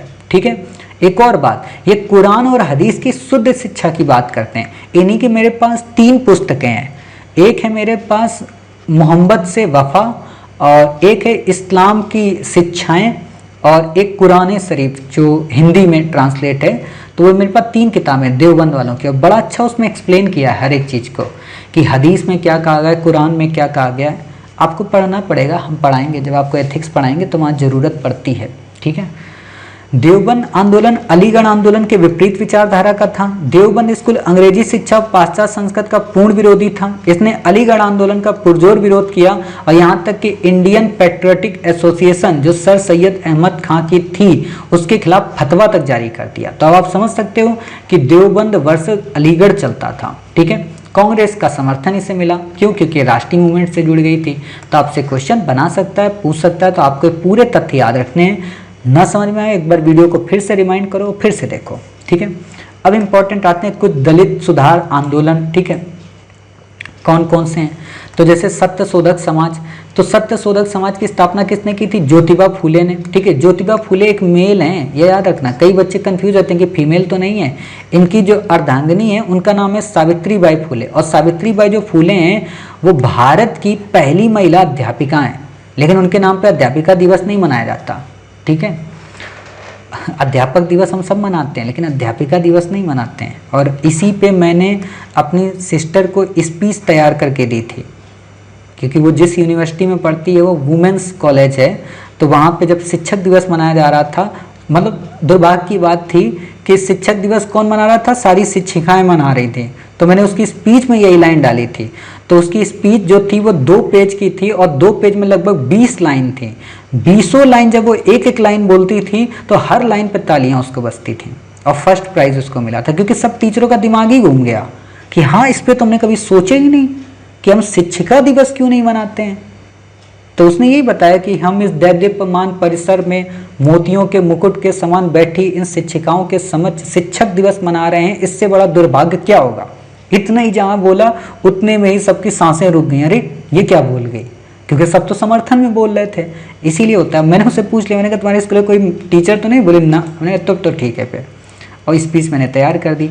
तो वही बात है, तो आपको ऐसे पॉइंट हमेशा याद रखने चाहिए। ठीक है, काम आते हैं IAS में, लोगों की आप मदद कर सकते हैं, स्पीच तैयार कर सकते हैं। ठीक, तो ज्योतिबा फूले का नाम समझ गए, सत्य शोधक समाज के रूप में। दूसरी खास बात, इनकी अपनी एक पुस्तक है गुलामगिरी। PCS में तो लगभग मुझे नहीं लगता 50 से 100 बार से ज़्यादा क्वेश्चन पूछा है, जितने भी PCS आते हैं। ठीक है, ज्योतिबा ने भारतीय राष्ट्रीय कांग्रेस के नेताओं की कमजोर वर्गों के हितों की अनदेखी के लिए आलोचना की थी। ठीक है, इससे ज़्यादा आपको नहीं याद रखना है। इतनी बातें क्लियर हो गई। फिर बात आती है आत्मसम्मान आंदोलन की। इनको तो वैसे भी हम आपको करंट में पढ़ाते हैं, बट आपको पता होना चाहिए कि 1920 के दशक में शुरुआत हुई थी। वी रामास्वामी नायकर, जिनको पेरियार के नाम से जाना जाता है, इन्होंने इसकी शुरुआत की थी। इस आंदोलन का उद्देश्य क्या था कि ब्राह्मणों की सर्वोच्चता को चुनौती दी जाए तथा लोगों से ब्राह्मणवाद का विरोध करने के लिए आगे आने को कहा जाए। मतलब जो ब्राह्मण वर्ग थे वो अपनी प्रभुता स्टैब्लिश करते थे मंदिरों को लेकर और भी कई सारी चीज़ों को लेकर, तो इस चीज़ का उन्होंने विरोध किया।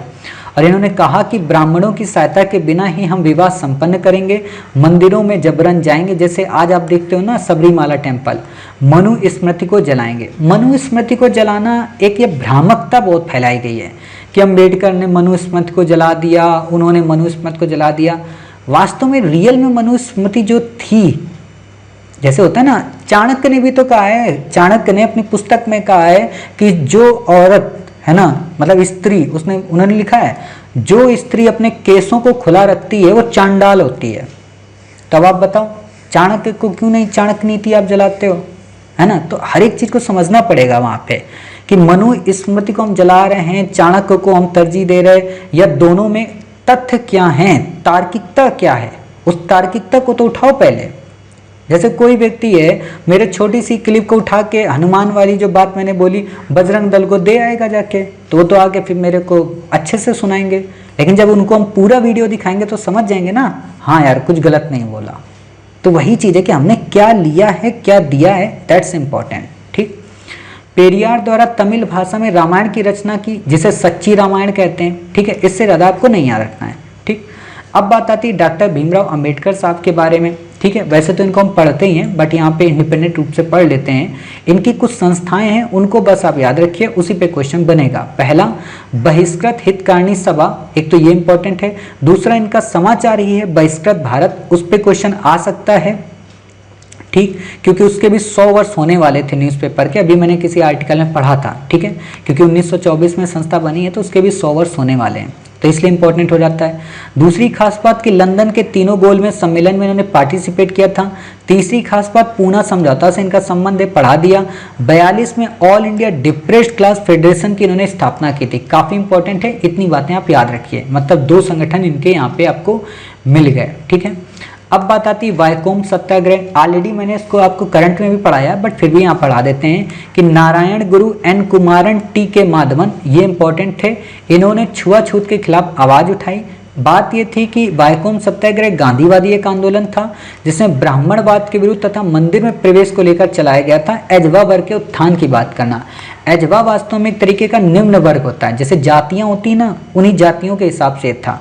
इसके लिए इन्होंने कई संस्थाएं बनाई, जिसमें श्री नारायण धर्म परिपालन योगम संगठन। अब ये तो नहीं पूछेगा, क्यों? क्योंकि धर्म परिपालन नारायण आगे ही लगा है, तो अच्छे अच्छे बता देंगे कि नारायण गुरु हैं, ठीक है। योग क्षेम सभा, इन्होंने आंदोलन को समर्थन दिया। नंबूर दरियों यानी कि जो उच्च ब्राह्मण का संगठन है, ठीक है। इंपॉर्टेंट है जो इस पे क्वेश्चन आएगा नारायण गुरु का, वो यही एक जाति, एक धर्म और एक ईश्वर की बात की थी, ठीक है। अब कुछ इंपॉर्टेंट तथ्य हैं छोटे छोटे, उनको देख लो। सती प्रथा का अंत किसने किया? 1829 में लॉर्ड विलियम बेंटिक ने। इससे ज़्यादा आपको नहीं याद रखना है, राजा राम मोहन राय की भूमिका प्रमुख थी, ठीक है। बाल विवाह जो था उसका अंत कब हुआ? उसका अंत 1860 में न्यूनतम आयु 10 वर्ष कर दी गई। सिविल मैरिज एक्ट आया, नेटिव मैरिज एक्ट आया, जिसमें 14 वर्ष लड़की की 18 वर्ष लड़के की गई।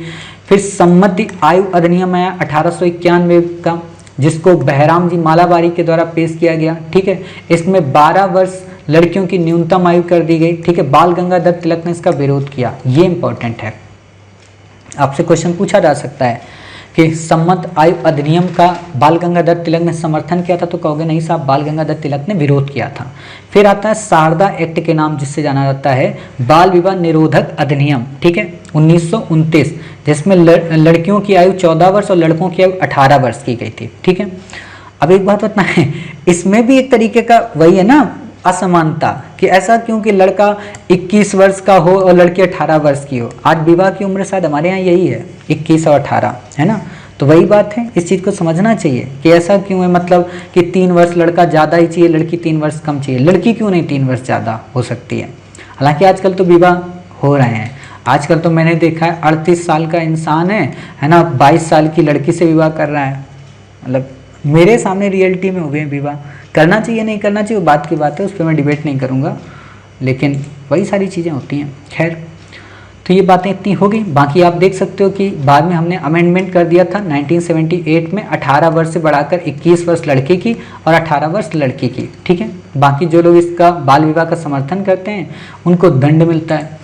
विधवा पुनर्विवाह के संदर्भ में किसका नाम प्रमुख है? विधवा पुनर्विवाह के संदर्भ में सबसे ज़्यादा नाम प्रमुख है ईश्वरचंद विद्यासागर का, और उन्होंने किसके संदर्भ में किया था? लॉर्ड कैनिंग के समय काल में। यहाँ बच्चे कंफ्यूज हो जाते हैं, यहाँ उनको लगता है कि लॉर्ड डलहौजी था, नहीं, डलहौजी चला गया था तभी ये आए थे कैनिंग, ठीक है। और 1857 का विद्रोह भी कैनिंग के समय हुआ था, ना कि डलहौजी के। और कैनिंग भारत के अंतिम गवर्नर जनरल थे, ठीक है, और साथ ही प्रथम वायसराय भी, ठीक। वायसराय का मतलब होता है महारानी का प्रतिनिधि, ठीक, क्योंकि महारानी का शासन शुरू होता है। तो ईश्वरचंद विद्यासागर आपने इतना पढ़ लिया, बाकी आपको यहाँ पे कुछ भी नहीं पढ़ना है। बाकी ये आपका यहाँ पे थोड़ा 2-3 तथ्य और हैं। ठगी प्रथा, कर्नल स्लीमैन की नियुक्ति की गई थी, 1837 तक इसे समाप्त कर दिया। ठग लुटेरे टाइप के, ठीक है। शिशुवध, जो छोटे छोटे बच्चे होते हैं। राजपूत, अब ये लाइन देख लो, गर्व से जो लोग सीना फुला के चलते हैं ना, राजपूत बहुत वो थे। बोरियों में कन्याओं को भर भर के मार के फेंक के आते थे, बोरियों में, जो बोरे होते हैं ना टाट के, उसमें ना जाने कितनी कन्याओं को मार मार के फेंक के आए हैं। ये प्रूफ है राजपूतों में। और राजपूत बताते हो मतलब एक कन्या को आप नहीं पाल सकते हो और फिर राजपूत कहते हो अपने आप को, ठीक है। कुछ बच्चे तो जोश से भड़क जाएंगे आज, क्योंकि ऐसा टॉपिक ही है।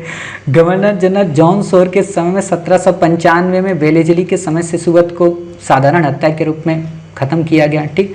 आज भी आप देखते हो डस्टबिन में फेंक आते हैं लोग, मतलब मूर्ख होते हैं। नरबली प्रथा, इस प्रथा को समाप्त करने का श्रेय हार्डिंग प्रथम को जाता है, ठीक है। कैंपबेल की नियुक्ति की गई थी। आपसे नहीं पूछेगा। खून जनजाति, नरबली का मतलब पुरुषों को मार दिया था। जैसे अभी आपने देखा होगा, मुझे याद नहीं आ रहा है, एक कोई बाबा था अभी चर्चा में आया था, तो उसने बच्चों की बलियां दी थी बहुत ज़्यादा, उसका नाम मुझे नहीं याद है, चलो आएगा कभी तो मैं बताऊंगा, ठीक है। दास प्रथा लॉर्ड एलनबरो के समय से समाप्त किया गया। आपसे क्वेश्चन पूछा जा सकता है, ठीक है। इससे ज़्यादा आपको यहाँ पे कुछ भी नहीं याद रखना है, ठीक है। इतनी बातें हो गई। अब पारसी धर्म सुधार आंदोलन और पढ़ लें और सिख और, ठीक है, फिर हमारा आज का कंप्लीट हो जाएगा। इंपॉर्टेंट क्या है कि पारसी धर्म में भी काफ़ी ज़्यादा रूढ़िवादिता आ गई थी, तो उसको दूर करने के लिए नौरोज फरदोंजी, दादाबाई नौरोजी, SS बंगाली, RK कामा ने रहनुमाई मजदाशन सभा गठित की, जिसने एक पत्र निकाला राष्ट्र को उकता। तो पहला क्वेश्चन यही पूछा जा सकता है, ये संस्था किसने गठित की? तो बता देना, नौरोजी फरदोंजी, दादाबाई नौरोजी, SS बंगाली, RK कामा ने। दूसरा क्वेश्चन पूछा जा सकता है, इस संस्था का उद्देश्य क्या था? तो पारसी धर्म में सुधार करना। तीसरा क्वेश्चन पूछा जा सकता है कि राफ्त गुप्तार पत्रिका का संबंध किससे था, तो बता देना पारसी धर्म से। बाकी आपको यहाँ पे कुछ भी याद रखने की जरूरत नहीं है। अब बात आती है सिख धर्म। सिख धर्म में भी यही कुछ बुराइयां आ गई थी, मतलब सिख धर्म में सुधार हेतु बाबा दयाल दास द्वारा निरंकारी आंदोलन चलाया गया, बाबा राम सिंह द्वारा नामधारी आंदोलन चलाया गया। ठीक है, अमृतसर में सिंह सभा आंदोलन प्रारंभ हुआ। सिंह सभा ने ही अमृतसर में खालसा कॉलेज की स्थापना में सहायता की और बहुत सारे गुरुद्वारे व विद्यालय स्थापित किए। आपने देखा होगा कई सारे खालसा विद्यालय बने होंगे। ठीक है, खास बात क्या थी यहाँ पे कि गुरुमुखी और पंजाबी साहित्य को विशेष रूप से प्रोत्साहित किया गया, लेकिन इस दिशा में वास्तविक और अधिक प्रतिक्रियावादी गतिविधियां 1920 में अकाली आंदोलन के साथ प्रारंभ हुई। अकाली आंदोलन का मतलब क्या था कि जो गुरुद्वारे थे उनका प्रबंधन सही से करना था। क्यों?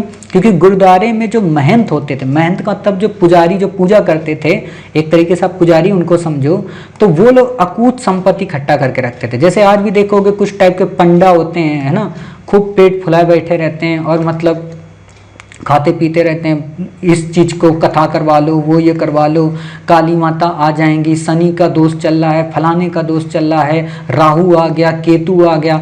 मतलब अगर 36 के 36 गुण नहीं मिल रहे हैं, अगर आप 10,000 की एक गड्डी पकड़ा दोगे तो 72 भी वो मिला देंगे, पता नहीं फिर कहाँ से मिल जाते हैं, है ना।